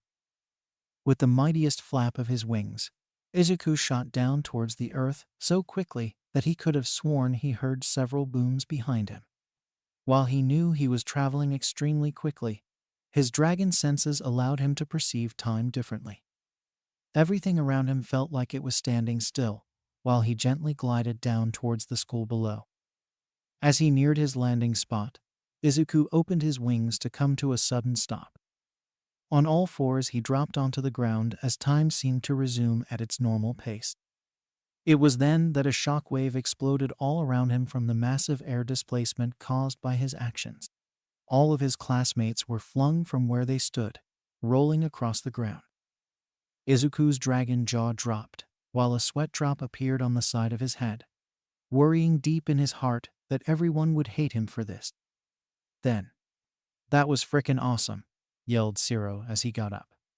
"I know, right?" shouted Kirishima as he too got onto his feet, instantly running over to the dragon that looked down at them. As the rest of the class began to rise, Izuku, who was still in his dragon form, got onto his hind legs before bowing in shame.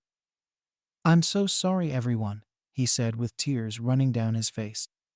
"I hope no one got hurt." "It's fine," said another classmate, a girl by the name of Yaoyorozu. She approached the dragon's jaw before placing a hand on it. "This was something that many of us asked to see. You were merely complying with our wishes.